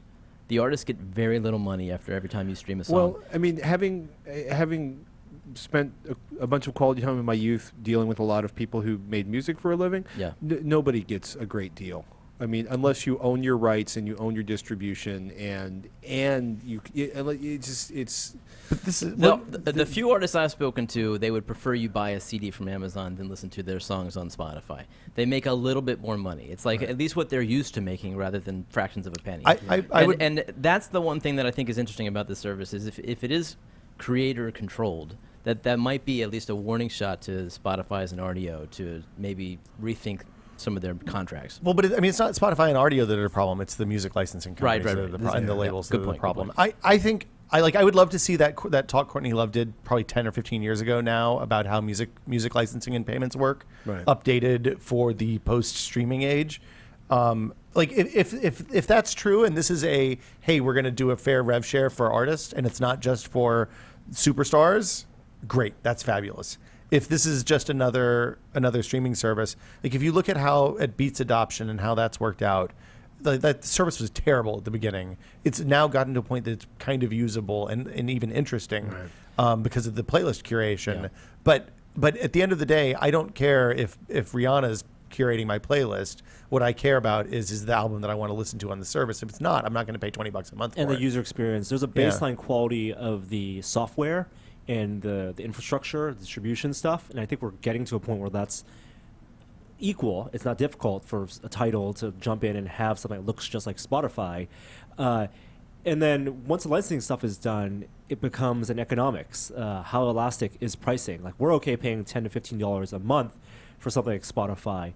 But I think there was a study done earlier this year that said the optimal price point for the most amount of revenue, sheer revenue, for streaming services is $6 a month. That makes sense. For user. You mean to maximize the number of users and Maximize from a revenue standpoint. Do any of you pay for a streaming service? I pay for RDO. I pay for Pay for Spotify. Spotify. Nice. Yeah, I pay and I don't do a family plan. It's like $15 a month. RDO is great. I love RDO because my kid listens. We listen to music. My wife and kid listen to music in the car. There's infinite kid stuff on there. Right. Yeah. It's not. You can find something that doesn't suck. Whether it's like old Disney, like they even have like weird stuff like storybooks, right? So like, remember those old storybooks we used to listen to on 45s? They have a ton of that stuff. Where you ding and you turn the page? Kind of, yeah. It'll be like, here's 3 songs from a Disney movie, and then here's the story of the Disney cool, movie. And like that stuff's great. I would never pay money for that, but I'm totally happy to pay $10 a month for that. It's the things that you don't think you would buy yourself, like obscure comedy albums, like for road trips. Classical music, ambient soundtracks music. if you're working. Yeah, I love listening to scores. Like while you think, oh, I'm spending a lot of money. It's like buying an album, 2 albums a month in terms of subscription, and I don't buy 24 albums a year. I don't have like 24 new albums I want to buy, but it's all the other stuff. And do you still buy albums? No, I don't. See, I haven't bought an album since I signed up for I RDO. do. Probably. I mean, it's funny because I've actually discovered Spotify. A friend of mine's like, you have to try Spotify. I'm like, oh, great, another streaming music service is going to suck. And then I started using it constantly. Yeah. And the reason I started paying the fee for it is because I could store stuff locally, so I wouldn't have to worry about zapping. I blew through like 10 gigabytes one month and started. Partially because I was doing a podcast or a video podcast and some other stuff, but I was like, okay, I started loading more stuff on the phone, and it was amazing. Like I discovered a whole bunch of stuff I hadn't heard before, or rediscovering. I'm like, oh, I don't have that Descendants album, or oh, wow, this is an incredible bluegrass album. Or here's something I used to have on cassette, right? Like I know, I went through and created mixtapes that I had made 30 years ago.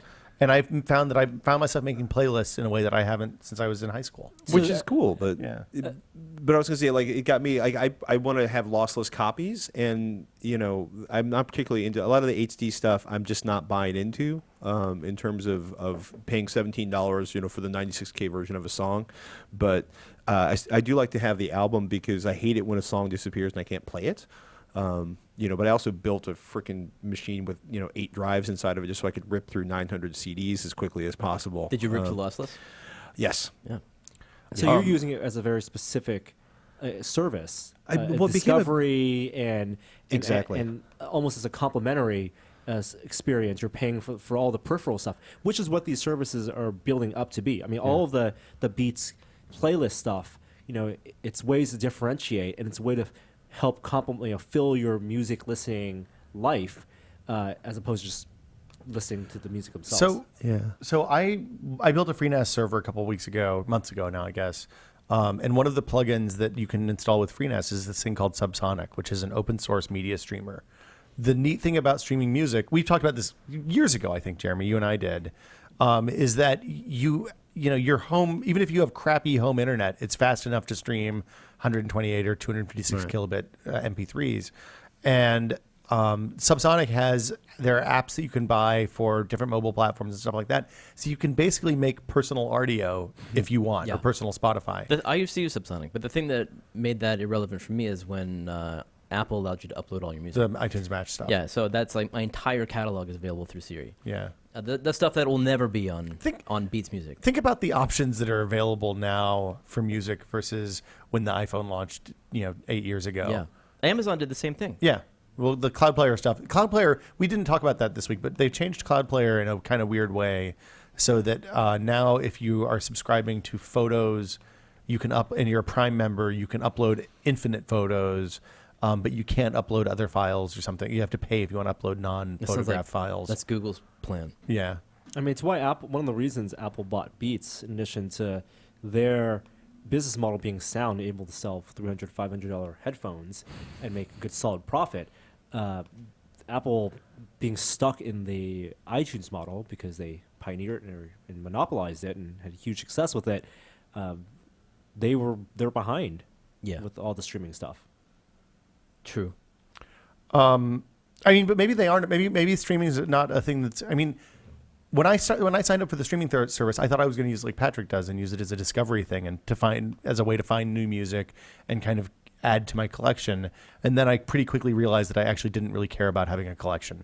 So what's the best way to? I still use Pandora for discovery. I use Beats for playing albums that I like, and then I use my catalog for everything I know I already have.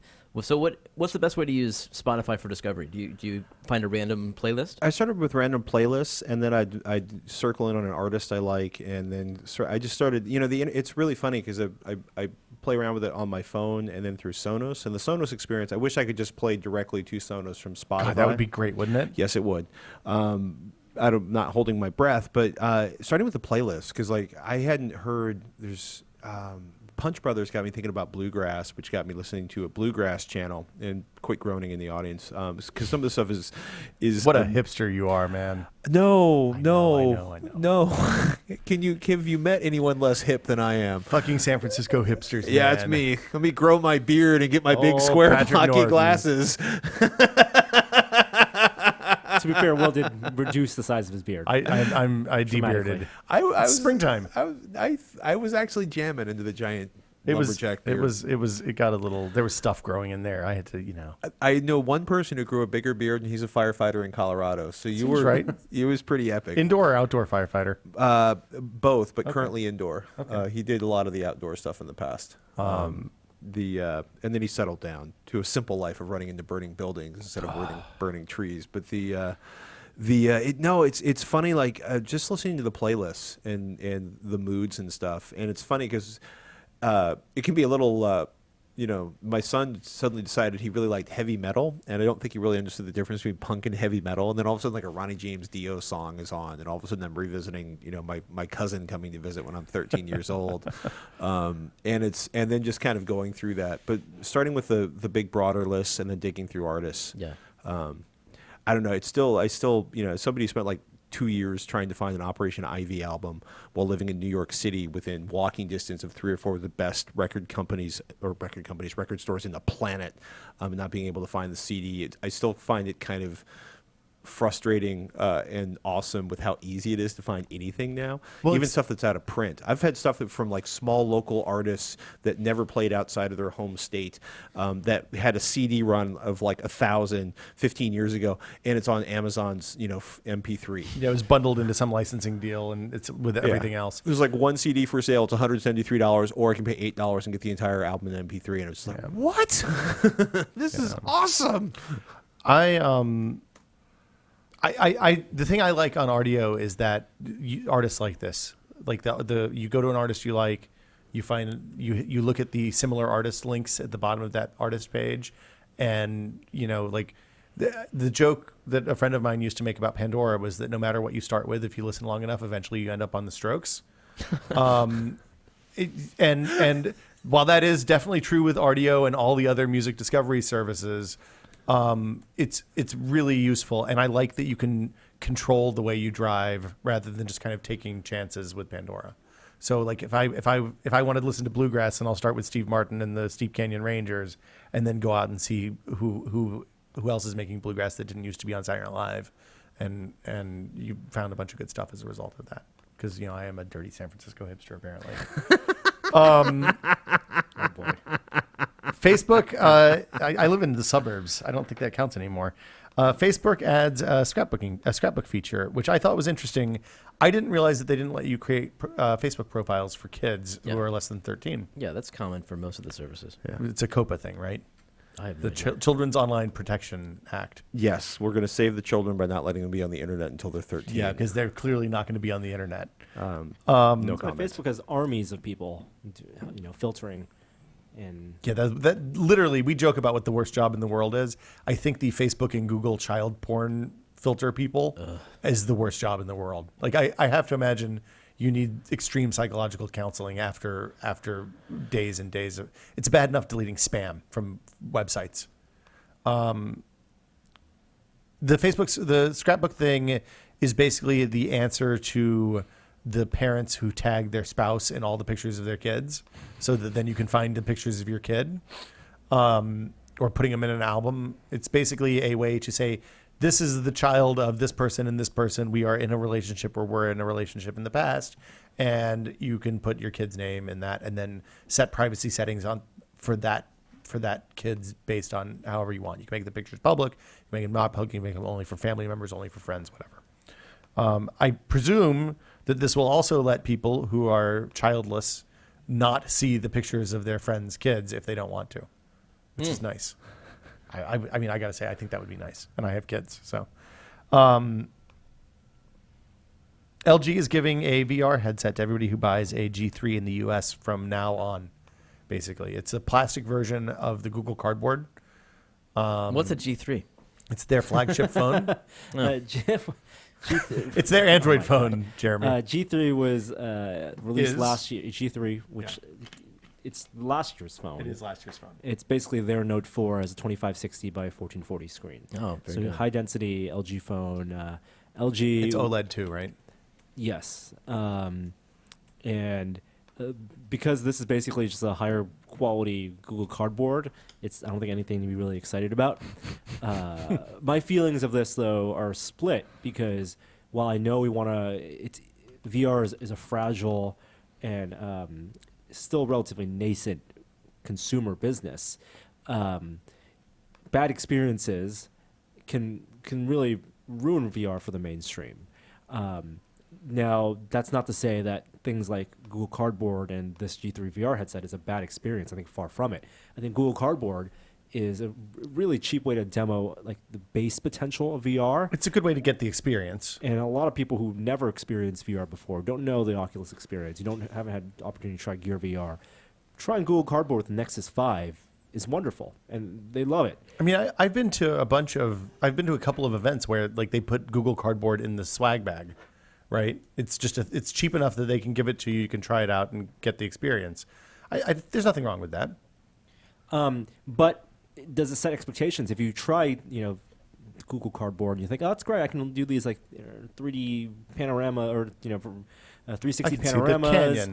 Then do I really need to spend $300 and get a new phone for the Oculus experience? Well, the answer is no right now, at least until the next Note this fall, presumably. The G3 has a LCD screen, IPS screen, also, by the way. So that might be interesting. I mean, I'm kind of interested to see what their performance is like on that. There's no way that, at least last time I checked yesterday when I made the list, for people who bought a G3 between the time this promotion started and when it launched, to order the cardboard. But presumably you could just get a Google Cardboard and go from there. They're pretty easy to come by these days. You can have mine. Wow. At Jareware on Twitter. Send a self-addressed stamped box. I think Google Cardboard is dangerous for VR personally. I take the opposite thing. Really? That's Yeah. where I think that this. It gives me motion sickness almost instantly, and maybe it's because I'm used to the DK2 with the motion tracking and all that. But I really think that anybody who tries that, they're going to feel nauseous, and they're not going to want to try anything beyond that. Which device were you using? The iPhone 6. Okay. Because I was using one of the Galaxy Notes, and it was I can't really talk about it because I wandered into a place where I work and a bunch of people were using hardware there that I can't really talk about because of the company they work for. But somebody was running their personal crufted up Note 4, and they were using the plastic goggles instead of the cardboard goggles because they had them. But I was actually shocked at how good it was. Yeah. I've Was also that Gear VR? The Samsung one? Yeah. That was the white one? Yeah, that I think was better. Oh, that's different. Yeah, that's pretty good. The That- Google Cardboard thing is a fold-up cardboard deal that you jam the phone into. Okay. And there's a I was just thinking in magnet terms of the around. actual doing the VR over the phone more so than whether it was cardboard or plastic or not. I think Gear VR is surprisingly good. Yeah. Yeah. But they're special. They built that with the Note 4 to make up for some of the things that the iPhone Persistence vision and stuff like that. and other phones don't have. Yeah. That one was made by John Carmack, inventor of Doom and gaming god. Yeah. Last thing on the list is an executive order blocking the property of certain persons engaging in significant malicious cyber-enabled activities. What is a cyber-enabled activity, Patrick Norton? Oh, apparently a national emergency has been declared over foreign nationals hacking in the United States. This is April 1st. I was looking at that and I was like, should I add this to the list? And then I was like, there's no way the White House would do this as a joke. So this has to be in relation to something that we don't know about yet, right? Presumably. No, I think it's them officially taking it seriously. The fact that cyber terrorism is a legitimate war front. Yeah. And the government has had difficulty recruiting coders and engineers to help on that front, largely because of bad PR with NSA. But it's something that if we don't get ahead of now, it's really going to bite us in the ass soon. Right. I mean, yeah, they're looking at target foreign individuals and entities that take part in illicit cyber activity for sanctions that could include freezing their financial assets and barring commercial transactions with them. Which is funny because if some of the worst some of the worst hacking has been done out of military facilities in China. Yeah. I mean, that's where I look at this and go like, well, that's an interesting shot across the bow. I mean, basically, this is about property seizure and forfeiture for people who are suspected of... He's going to solve the national debt. He's going to wait for somebody from China to do a cyber attack, and then he's going to just forfeit the debt. I don't think we can seize China. No, we don't have to seize China. We'll just tell them we're not paying back the money we owe. Oh, okay. Yeah, okay, that works. Seizing China would be complicated and that seems really a lot bloody. of death. I don't think we want to try to seize China. But imagine just cutting, $100 trillion off the national debt. Yeah. Once the bank owes you, once you owe the bank enough money, you own the bank instead of the bank owning you. I think that's the position we're in now. Or we can file, have the U.S. everyone file lawsuits against China and bureaucracy them out of the debt. So, so did you guys see the Brother Orange thing? We haven't talked about this yet. Did you see this? So there was a BuzzFeed editor who lost his phone a couple years ago now, and then 3 or 4 months after he lost the phone, photos of a guy in front of an orange tree in China started popping up in his iCloud camera roll. Oh, yeah. So then he did a bunch of stuff, and he made like a Weibo account and started kind of engaging in Chinese social media and Chinese versions of YouTube, and became kind of a small celebrity in that context, he thought, until finally the guy and started communicating with the guy who had ended up with. He wasn't the guy who stole the phone, but somebody stole the phone in New York. It made its way to Hong Kong. This guy's cousin-in-law or brother-in-law or something bought the phone, gave it to him as a New Year's gift, and then he started using it to take pictures and used it as his phone for a while. And eventually, when the BuzzFeed editor realized that his phone, like if he was seeing that guy's pictures, that guy was also seeing his pictures. He's like, I should probably kill that phone. So he went to the Apple store and did the remote kill on the phone, and that was the end of it, he thought. He started talking to the guy who ended up with his phone, and they kind of became internet friends until presumably BuzzFeed said, hey, we'll fly you to China if we can send a photographer and document this whole weird thing. And he went to visit Brother Orange, which is what the guy's nickname ended up being. It is the happiest thing I've read on the internet in a very long time. It is a delightful story, and I think everybody should go read it. Wow. It's very long. It's the kind of thing to send your wife, say, hey, read this, and then read it at the same time and talk about it. Because it's just a kind of, there'll be a movie in 2 years, I'm pretty sure.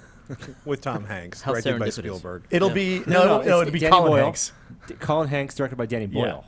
Yeah. Ooh. Or international. Yeah. There'll be a dance sequence at the end. Yeah, and it'll be Bollywood instead of China. He'll go to Elon Musk also teased a new product launch. Is that it? A non-car product line. Presumably, the presumption I've seen on the internet is that this is a household battery storage for solar power. Yeah, in line with their current technology, not a car. Right, not a car. Yeah, that certainly makes sense. We're going to find out on the 30th. It's Of a while. April? Yeah, it's another. That's after the Apple Watch. That's an eternity. It's the end of the month. Is this yeah. their flash memory? flash memory? What do you mean? Is this their game to get the economy of scale on batteries? I think that if they're building a factory that can quadruple or whatever the worldwide production of lithium-ion batteries, then they're looking at ways that they can sell lithium-ion batteries to people. Yeah. I don't know. I think the economics on whole home batteries are crazy. And if they figured out a way to fix that, I don't see how in the lifespan of lithium-ion batteries, unless they found a way to either dramatically expand the lifespan of lithium-ion batteries, or they found a way to get them incredibly cheap, I don't think the economics of whole house batteries work. No, you're talking about a battery that would be charged by solar cells? It charges by solar. So right now, if you have solar panels on your roof and you live someplace that you're connected to a power grid, in most states, what you do is you sell power into the grid during the day when you're away and presumably aren't using it at the high rate, because that's when the demand is highest and thus the rate is highest.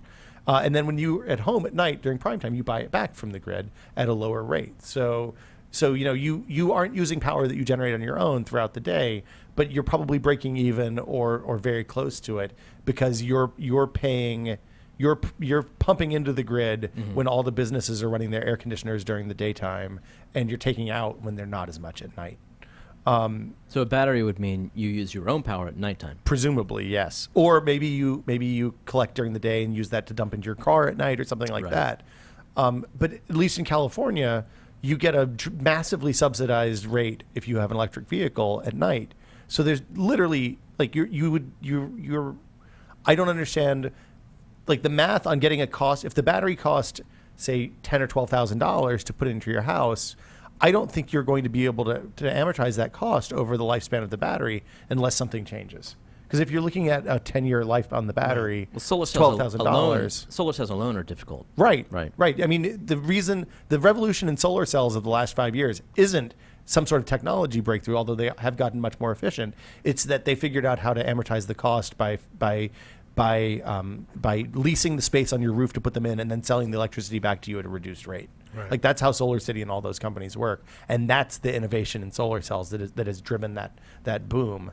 The rest of it is like I don't understand how the battery can possibly work unless it's a similar model where they're loaning the battery to you and you're buying electricity. So you can't believe that they're making this product. It's amazing that they haven't even announced that's yet. still rumor that if that's the product, speculating that would be the product. Right. I mean, what else do you think it is? Jetpacks? Dishwashers. Motorcycle. Hyperloop? Motorcycle. Is it a Tesla announcement or is it an Elon Musk announcement? No, I think it's Tesla announcement. I thought it was a Tesla announcement.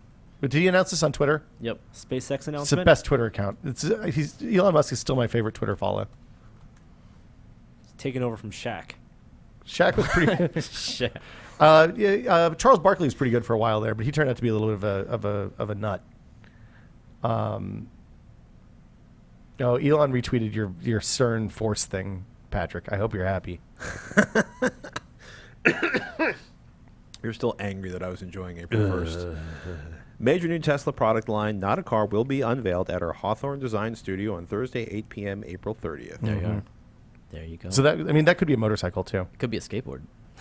You're so excited. I would buy get that. rid of that boosted. You'd buy that. It's a $12,000 electric skateboard. But think about the tax rebates you'd get. The follow-up tweet to that was, with all the solar power being generated, it almost feels like something is needed to complete the picture. So, then that, yeah. hey guys, batteries. Yeah, what's the Complete line? the picture? Clear. Hold on. It's a digital picture frame. Is it a transparent solar panel? That would be pretty funny. I don't know which is funnier, the picture frame or the transparent solar panel, or perhaps a transparent solar panel that's On also the picture a picture frame. That's amazing. What if you replaced all your windows with transparent picture frames that are solar panels? Bloomberg transparent quotes solar him. panels are real. I know. Bloomberg quotes him from a conference call from May last year. The sort of thing we have in mind is something that looks a bit like the battery pack in the Model S. Something really flat, coming just 5 inches off the wall, a beautiful cover, integrated bidirectional inverter, and it's just plug and play. Yeah, I don't. I mean, unless the only reason you make that product is if something's changed on the battery price, the longevity, or if they're worried that the power companies are going to stop. Because there has been some controversy in some states, at least, about the ability to sell in and buy back out of the grid, because you have people who are taking advantage of the infrastructure without paying money into it, which is a legitimate concern. So if this is a gamble to apply pressure, back to the power companies. I can see that. Is Elon Musk? Is he Dean Kamen with marketing power? I think he's Tony Stark with Well, real products. Both of those are the exact same thing. Well, one of them's more violent than the other. Yeah. Pew pew. Dean Kamen's a nonstop killing machine. Who are you kidding? I think we should take a quick break and talk about what we have been testing.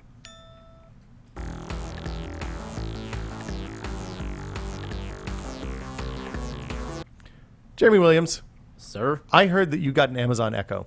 I did. I You- got my Alexa. You have Alexa. Yeah, and it's amazing, and it's gonna kill me. It's gonna drive me insane.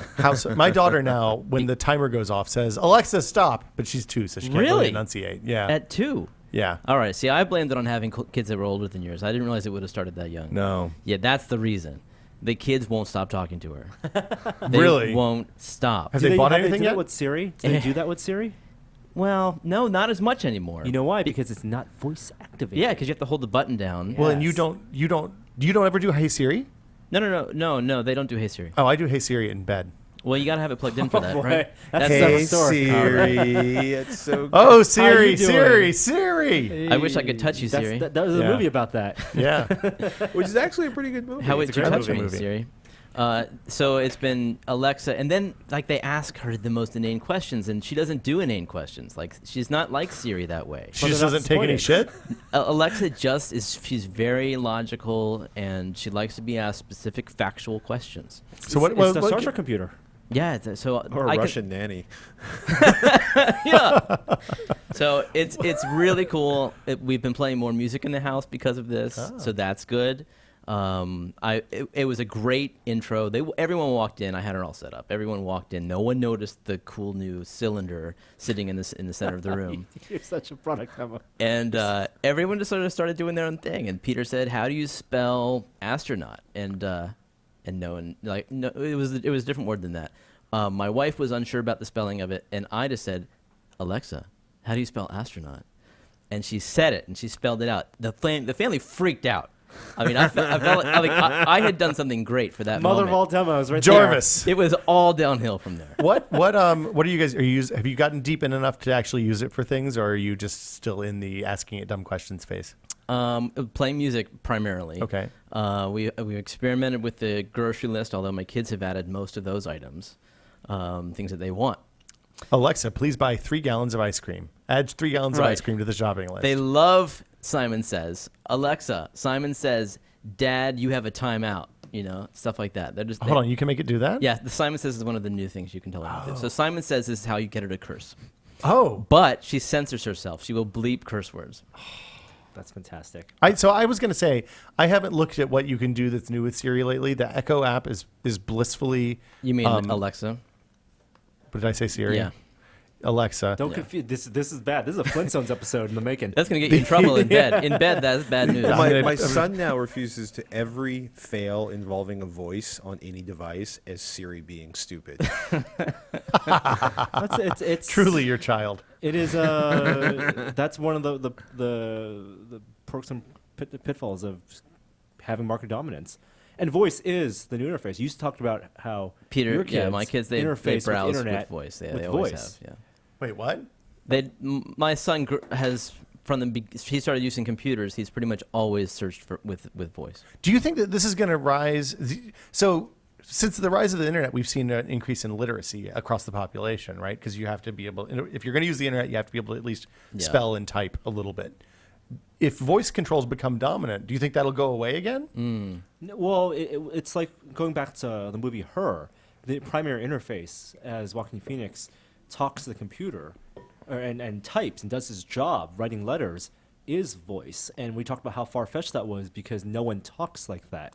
Right, But that's if right. we're talking about it's something that could very well become a real thing where maybe just like no one knows how to write cursive anymore, people don't worry about spelling. The computers get good enough where we train our brains. If people grow up in a generation of voice, the syntax that we use and linguistically, we become better communicators, speakers, but we're just worse typers.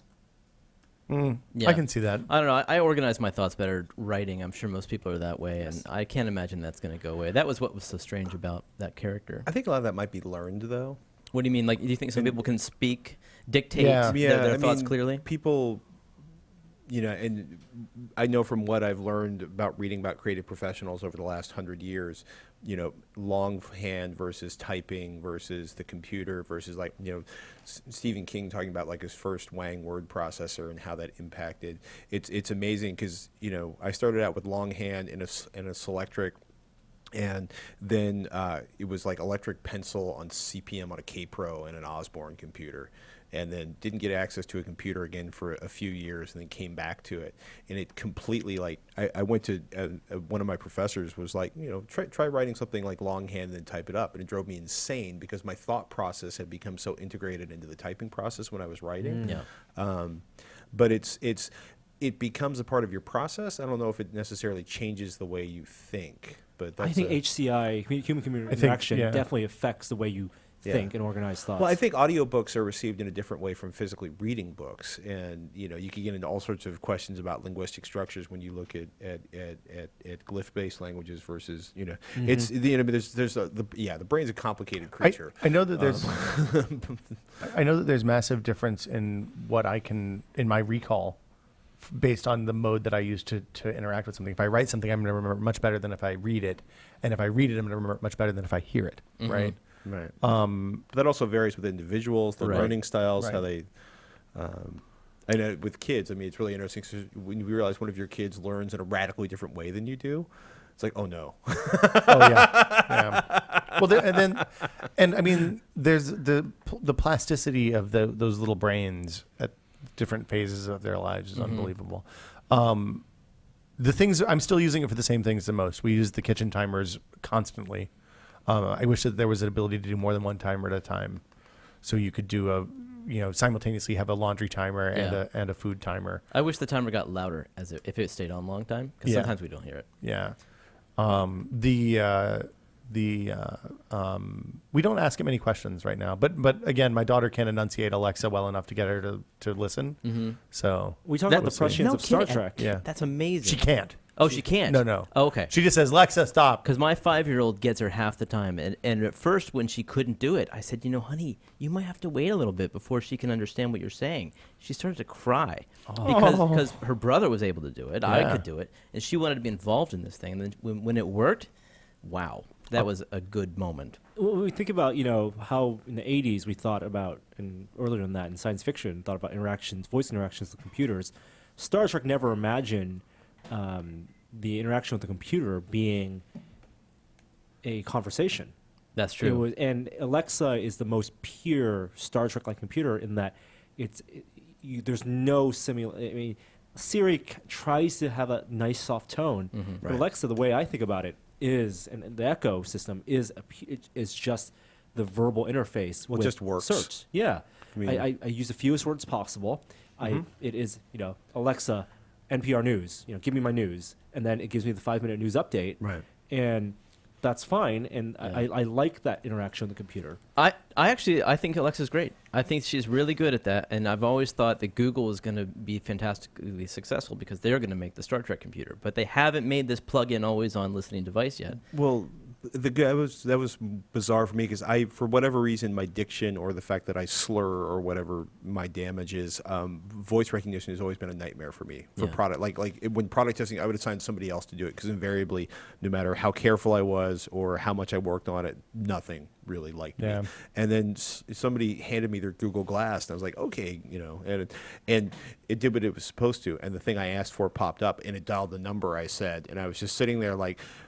It was surreal because I've had so many fails. Like there was this running joke at Tech TV 1,000 years ago. It says fresh gear lamp on because one of our hosts first it would work for me, then it wouldn't work for him, then it wouldn't work for him, then it wouldn't work for me. Then we got it to work, but it was voice recognition has always been. Kind of like the Oculus Rift at CES, where I was like, wow, I've been waiting 20 years to have a VR experience that there were some early ones where it was like, wow, this is so amazing. And then there was like 20 years of the uncanny void or just outright Or sucking. stuff that was just terrible and it wasn't even VR. It's like, oh, somebody found another case of crappy, goggles somewhere in China, and they did a slight software update. Oh, and this time it's NVIDIA who has the crappy, carton of, or container of goggles, and then all of a sudden the Oculus Rift, and it's like the Vomit Master 2000 for so many people, and then that demo at CES, and it's, I've been watching this technology slouch towards being useful forever, and it's like just to have it work once, is neat. Have you tried the Echo? I have not. The voice stuff, the thing that was interesting to me about the Echo, and we were, I think, basically the only people on the internet that liked the Echo. Is that right? Were interested, that were No impressed kidding. by it. Everybody else, it was pretty uniformly panned. Well, they also a lot of people bought it as a Bluetooth speaker, and audio quality isn't. Oh, it's great, bad. So you don't want to use it as a Bluetooth speaker. I'd but call the it potential- mediocre. Mediocre. But for its price, for $100, Yeah. it's a lot of money for a lot of people, and they want to buy what they're familiar with, which is it's a speaker. Yeah. So the thing that's interesting to me is the jump from the Google Glass is a good example, Right. Because it has a really limited subset of commands, and then you drill down into a place where, if you say okay Glass, call, then it knows the next things you're going to get are digits, and that limiting the possibility space makes it more possible for it to get accurate results. Makes it easier for you to get accurate results. The thing that Alexa does is it's really open-ended. Like you can say all sorts of stuff to it, and it will add. You can say, Alexa, add a head of lettuce and deodorant and 3 Snickers bars to my shopping list, and it will do that. And it gets it right way more often than it doesn't. Yeah. There's another new thing that I keep meaning to order, but it's kind of expensive, and I don't know if it's worth covering, called the Ubi, which is a similar voice-connected thing. The thing that it does that I wish the Amazon bit did is connects to if this then that, and Nest and SmartThings and the Harmony Home stuff and all communications protocols and stuff like that. So you can say send a Google message to my wife that says, "Hey, when are you going to be home?" Yeah. And that to me is much more is like what I was hoping we were going to see from Amazon. I was hoping we were going to see faster iteration from Amazon on the Echo than we have so far. The magic of if there's magic, the thing that I like about Alexa is that she is always listening, and you can be anywhere in the room. So there's just something inherently different about that experience than holding your phone out and hitting a button. The ambient, the always on, which is the Star Trek computer thing. It really, I enjoy that, and it might just be a fantasy of mine to experience that Star Trek computer. But the fact that I can be sitting on the couch and say, Alexa, what's the weather like tomorrow? And I just get that immediate verbal response. It's actually really, really fun. Does it creep you out at all, or is it just automatically became a part of the household? It's got its own table. Did you keep it in the living room? It's right in the middle of the room. I put googly eyes on it. There's a wig on it. A little lipstick. Oh, man, that's a good idea. It doesn't creep me out. I've embraced everything about the Big Brother. Now, on the far end, and talking about Star Trek and prescience, they did have computers that were more intuitive and conversational. That was in the holodeck. Right. And do you remember really? In Star Trek Voyager, which I know you didn't watch a lot of, Jeremy, Janeway talks to the holographic Da Vinci, and it's played out as almost like a therapy. Like the computer retains what you give it, and you bounce ideas off of it, and it's a way for you. It all comes from you, but because you're voicing your thoughts out loud, you have to explore your own thoughts. And I think that's something that we could see coming in the future in the real world, being practical.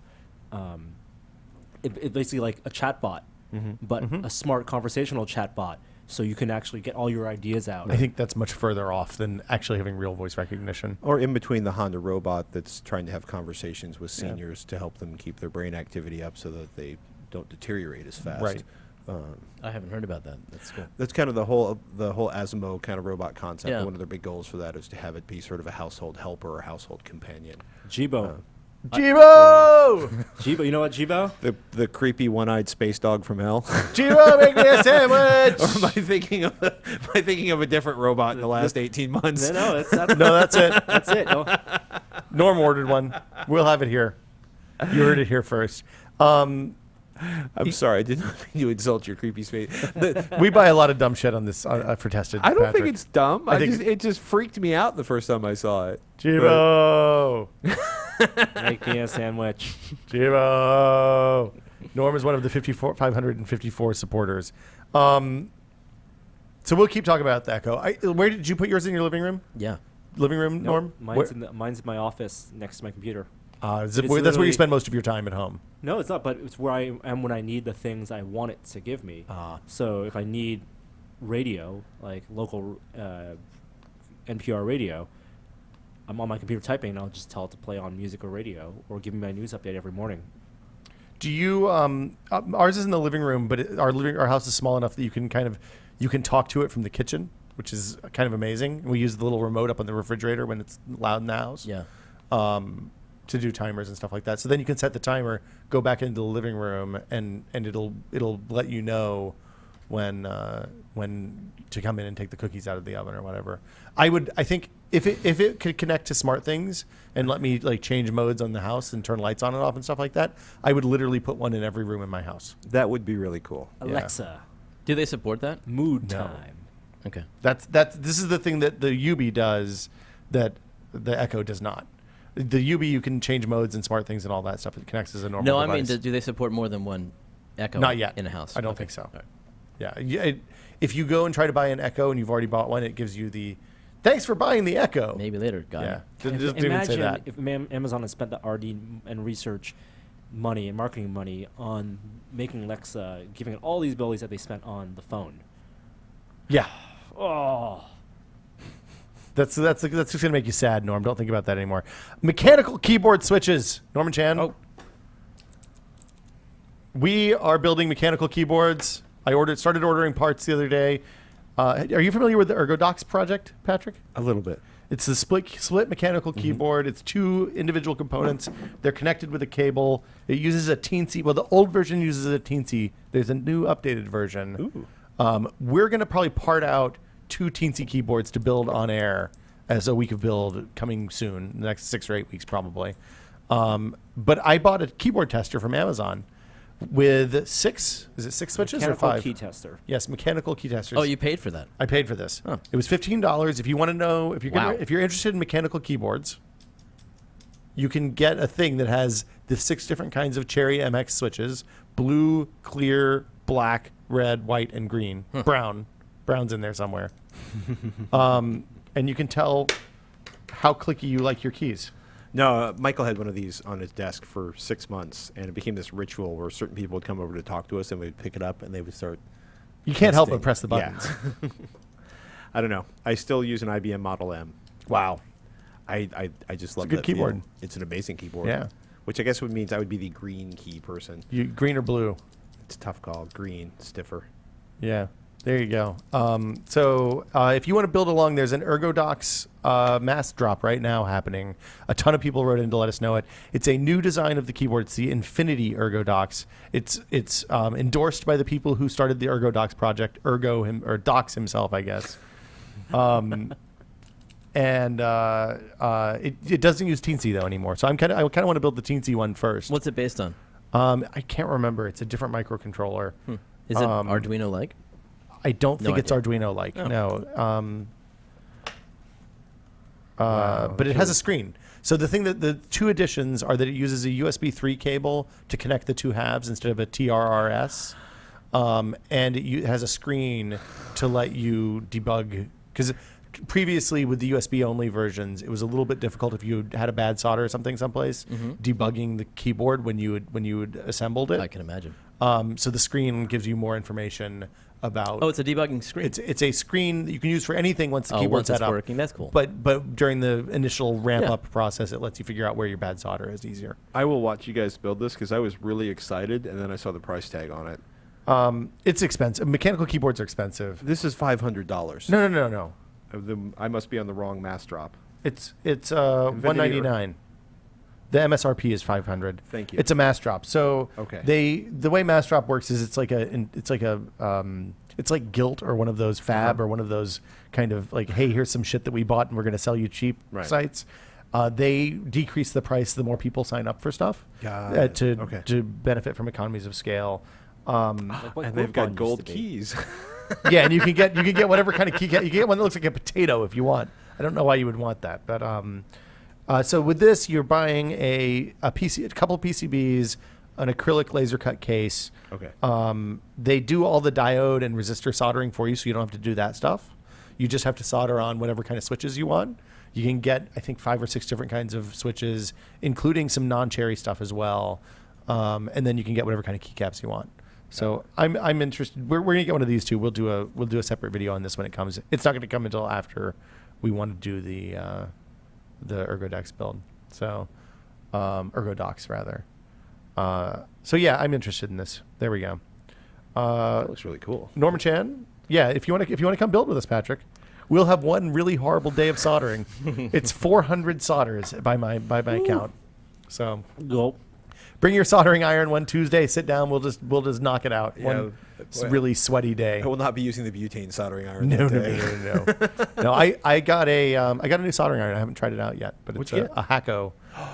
The one with the base blue station? with the base It is station. amazing. It heats up really fast. It is incredibly stable. It is an amazing, That's what- amazing soldering iron for the money. That's what everybody said. So I'm Yeah. excited to try it out. Shannon got one, and I was just like, I want to throw away all my Wellers now. I won't, because Yeah. they'll never die, and neither will the Hako. But Right. it's really nice. I figure I'll use the Weller for heavy stuff and the Hako for the delicate stuff. The that- temperature control is really important too for certain electronic components. you don't say, Jeremy. Yeah. Interesting Really- you mentioned really that. important.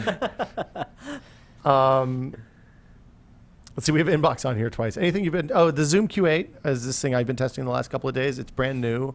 It's from the people who make the Zoom H4 and H6 recorders. If you do DSLR video work, you're familiar with the Zoom stuff. We use the Zoom H6 for all of our podcasts with Adam, just because it's a rock solid XLR 4-head audio recorder with a mixer built in. So this is a pocket. I haven't talked to them enough to know what kind of sensor and stuff they have, but it's basically a pocket camera designed kind of for podcasters, from what I can tell. It has a couple of XLR ends. It uses their capsule microphone thing, so you have the removable capsule mics, and they have a couple of different runs. And some of the ones from the H6 and H4 work, or H6 work, not unfortunately the extra XLR ports. But yeah, you can do multi-track audio recording along with video with it, and it's a 160-degree wide lens. So. Nice. So you can use this instead of like an H2 Yeah, you could use this instead of an H4 or H4. for sure. We recorded a couple of Still Untitled yesterday morning, I guess, and we piped basically because it has line in, which most of the action cams don't, and because you can get discrete audio when you pipe a line into this. Then I was able to run our, at the very least, it'll make syncing the podcast easier. Right. At best, I won't have to sync the podcast. I can just use the audio that's on board. This is good for you, not your viewers. I don't know. Yeah, that's the thing about it. I'm sure that there's a market for that. Like, I don't know what you use it for if you're not making podcasts. Right. It's also a webcam. It's also for webcams. They also say for music videos, for people who want to record their own, Like at a GarageBand. concert. No, record your own GarageBand, like your practice sessions, Oh yeah, I could totally see that. because you have XLR ins, and you just plug it in the mixer, and then quality's good enough. Yeah. Yeah, and the video quality looks really good. You can do it's like 16 megabit 1080p, and they have a one notch that's not quite 2K. That if you want to do like cropped 1080p, so in case you're worried about framing or whatever. Like a lot of the stuff that they did for it seems designed for people who aim the camera at themselves and then don't have anybody on the other side of the camera. Well, their marketing language is really funny. Like, get creative and go viral. Yeah, well, I mean, I think I would consider another pet peeve also people who just use like super old webcams or just the webcam built into their laptop when they're doing Google Hangouts type Yeah. stuff. It doesn't take a lot to get a third-party camera. Like It doesn't need to be this one, Right. and a small, cheap tripod to put there. If you're going to spend the money on a microphone, and audio is extremely important. spend money on the microphone first. Then Right. you can also spend money on the videos to think about that. And from what I can tell, it looks like the video quality on this is better than like the video quality on my $100 Logitech webcam, right? So One would hope for $400. well, I mean, there's more stuff in here, right? Right. There's more stuff going on. Yeah, I mean, the other benefit you have with this is to do 24-bit audio, and will provide phantom power if you want. That's pretty badass. So yeah, like I could almost see like if obviously we have high-end professional cameras, but if you wanted to pipe out if you wanted to take this to a trade show or something like that and hook a couple of wireless lavs to it, you could totally do that. It's a little bit of a wide angle lens for that, but it's workable. We've shot a couple of small videos. I wonder if they're thinking of, given how many people just use Zoom recorders in the background with DSLRs, that if maybe people will use this for some kind of big wide shot and record the audio onto it. Yeah, like I could see using this if you wanted to do a 2-camera setup. You put this on a tripod with your audio in. You can monitor and you can adjust each level independently. So, like I think that there's potential. Like it's a really interesting product. I don't know exactly who it's for. Is the only knock that I have. YouTube video creators. It's for me and people who create YouTube videos. I think. Yeah, I think that's fair. Turns out we also create YouTube videos. No kidding. It will work as a webcam. So if you're like, I think that they're looking at game streamers too, because you could pipe your thing out from your mixer and have a really nice webcam shot of yourself rather than the normal terrible looking postage stamp with bad exposure and all that stuff. Yeah, no, it's been funny because Shannon did a roundup of microphones that are all marketed towards Twitch. Okay, USB microphones? Yeah, like stepping up your game. And half of them are horrible microphones from mouse companies, and the other half of them are from really, really good microphone companies that spray painted a microphone black. Okay. To make it tactical, I guess. Yeah. Tactical. Tactical is such a good word. Your tactical USB microphone. Yes. But I don't know. I don't know. I have a lot of love for Zoom because I've spent a lot of time dealing with audio that didn't suck because their products just work. I mean, that's the thing. I've said this a lot about the H6, but this little box right here made the kit that we carry to do podcasts away from the studio go from like a giant ass Pelican case to a grocery bag, basically. Like I carry a bunch of wires and a couple of microphones and that, instead of a mixer and a head and all sorts of other stuff. So yeah, I don't know. We're gonna keep using it for a while, and I'll probably put something on the site tomorrow or the next day. Patrick, anything you've been testing? Just getting a Synology DiskStation DS1515 Plus. Okay, that's a really large font, also. Yeah, sorry about that. I didn't mean to put it in 27-point font. And the thing I brought in that I thought we might get to play with, but we didn't. The DiskStation is going to take me a while to kind of play around with because there's so many features I want to play with. But the Power Up 3.0 smartphone controlled paper airplane conversion kit. What? Ooh. Yes, there's things I bring home. I'm going on Amazon right now. Seamus has been getting really into the quadcopter and he's getting really good at piloting it. And I'll probably ruin 3 months of self-esteem building in 2 hours in one afternoon with this. So I'm a little hesitant. But it's kind of insane. It's a motor and a Bluetooth controller that you strap onto a paper airplane. Does it have like rudder and aileron control too, or no? Let's open it up. Okay. Oh my goodness! I'm Live testing. Norm's already bought it. I've already one click. What kind of quad Best did you get? time One of ever. those nano quads? What's that? Did you get one of those nano quads? Yeah, one of the Hubsons. Okay. Yeah, those are great. Yeah, we picked up a Hubson and a pile of propellers. Well, the first one we played around with was one of the Parrots. Okay. And the lag was so horrendous on it.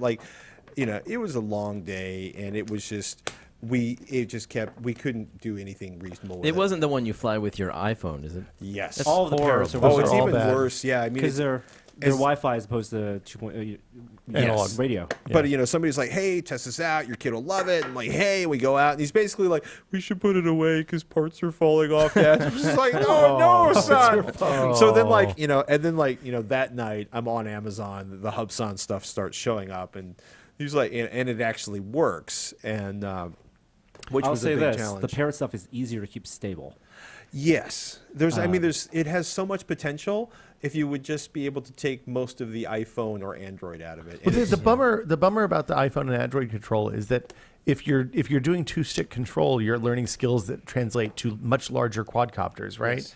And if you're flying on your iPhone, you're not building any skill. They also have the mode where it uses the accelerometer in your phone to control the pitch and yaw, and that should just be like an advanced feature you have to type a code into to access, As opposed to the Yeah. standard Yeah. feature, because Yeah. that's when you add that with latency, that's when stuff can get dangerous. Yeah, we had a huge open parking lot, and we're like, it's like whizzing across the parking lot. We're trying to get it to stop, and it's slamming, and then we're just sitting here like this.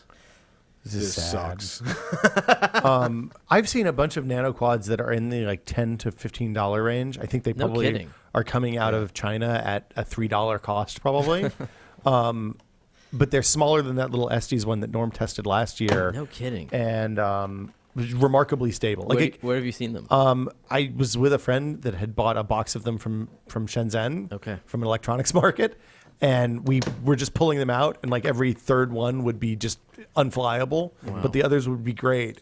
And I think he said he paid $3 to $5 or something each in a box with 50. I'll see if I can convince Darren to start stacking those at the hack shop.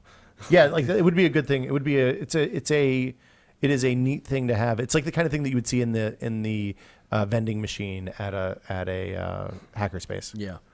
Jerry, anything you've been testing while Patrick's figuring out how to unpack this thing? The Echo. That was basically my big thing. And a success. No. I have a new Lenovo laptop, the new Carbon 3rd Gen, which has a Broadwell U on it. This one does have the nub.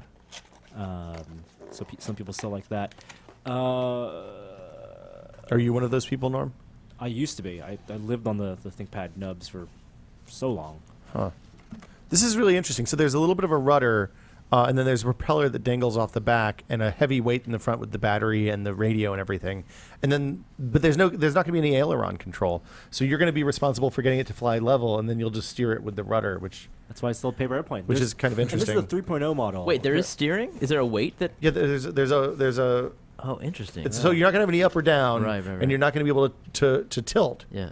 But you'll pitch left and right, I That's wonder or if you yaw can left and combine right. this with the paper airplane guy's world record design. Wow! Put a couple of translucent solar panels on top. This thing will fly forever. Invisible. It's Wonder Woman's invisible jet. That's the second April 1st reference that I did not make today. I'm very pleased. I kept all of them to myself. Tell me that wasn't awesome. A little awesome. That made me It was sad. okay. We'll allow it. You didn't appreciate that at all? I appreciate it a tiny bit. Did you want to? My cold, bitter, spent heart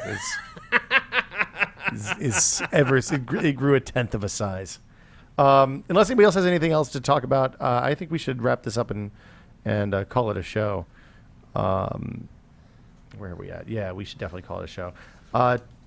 We'll do some questions next week. We're reaching the end of our rope here. Jeremy Williams, Sir. always a pleasure. Where can people find you? They can find me at Jerware on Twitter. On the Twitters. On the Twitters. Norman Chan. Test.com. Patrick Norton. Just wrote my second column for Tested.com. Oh, we didn't talk about that. We should talk about. Oh, we took it off the list. Sorry. It's okay. And then Techning.com and Michael Hand and I just launched Possibly Unsafe. Ooh. We did a Steam streaming box out of a Raspberry Pi, and the episode that should be up by the time this goes out will be making habanero sriracha with Max Scoville. And at one point, my face stopped working, but it was awesome. Wow. Yeah, be careful with the The habaneros. habaneros. The last Oktobercast, we finished by eating a bunch of habaneros on air with about an hour to go. The smoky flavor is the thing that you don't expect. I didn't realize that Max had started a thing where he would make someone eat a habanero and then try to review a video game. Yeah, hot pepper, chili pepper gaming. Hot Well, pepper gaming? Well, he Pepper sat there gaming. and he pounded like 5 of them while we were talking. He's broken. Well, apparently he found out about like Scoville units as a child and decided he would have to be able to eat peppers. And so he started training Because of his himself- name. Because of his name. Huh. Oh, interesting. Which makes perfect sense if you've ever spent quality time with Max, but yeah, so we went to Max's kitchen and made habanero and as far as we know, we didn't kill the cat or his lovely brides. We're You very didn't excited feed the about that. cat a pepper, did you? No. Oh, But at Jesus. one point, the cat was like trying to leap on me while I'm trying to like scrub habanero out of my eyeball sockets. It was good fun. Always keep the nitrile gloves around for habanero day. You never know when it's going to pop up. My favorite trick for dealing with hot, whipped cream, canned whipped cream. Tilt your head back, get it in there, fill every volume of your mouth with the whipped cream, and the fat in the whipped cream All the binds with cavities. the. You had that at the ready. Shit, yeah. Oh yeah, I asked for whipped cream. Norm was. Jeff Green was afraid for my well-being. I thought we might lose you. But it's a combination of sleep deprivation, 3 hours in the Oculus Rift, and the habanero. It was a bad time. See, I thought you were going to tell me to do a whip it, pass out. No, By the no, time no, you no. wake back up, the pain will be gone. No. The fat in the milk bonds with the bonds with the capsaicin. A friend of mine got a very awesome and terrible job managing the night shift at a supermarket after the night shift stocking crew wiped out a significant percentage of the beer box and all of the whipped cream. Oh, no. Oh, no. They decided they needed management at that point. We are planning to have a bunch of dads up on Friday this week. So if you're interested in that, it's not on this feed anymore. You have to go to iTunes, subscribe to a new feed. It'll be up on Friday morning if everything goes well with the live recording on Love that Wednesday show. night. And Creature Geek is also back. Creature Geek is back. The first episode of the second run started last Friday, and then the next one will be next Friday. So we'll remind you about that next week. And I think that'll do it for us this week. If you like the show, please rate us on iTunes. That is the number one thing you can do to let people know more people know about This Is Only a Test and really any podcast. And if you've listened this far and you are not a Tested Premium member, you should check that out. We are doing a week of builds right now and Lego with Friends next week. What's the week of builds right now, Norm? It's the we're doing basic animatronics with Frank Ippolito. Cool. Yeah, we made Skulls move. It was really cool. Or we might have. Maybe it works. Maybe it doesn't. I don't know. Where are we? It's Thursday. We'll see you guys next week. Today's outro comes to us from B77W. Bye. Hi there. I didn't see you. Tested.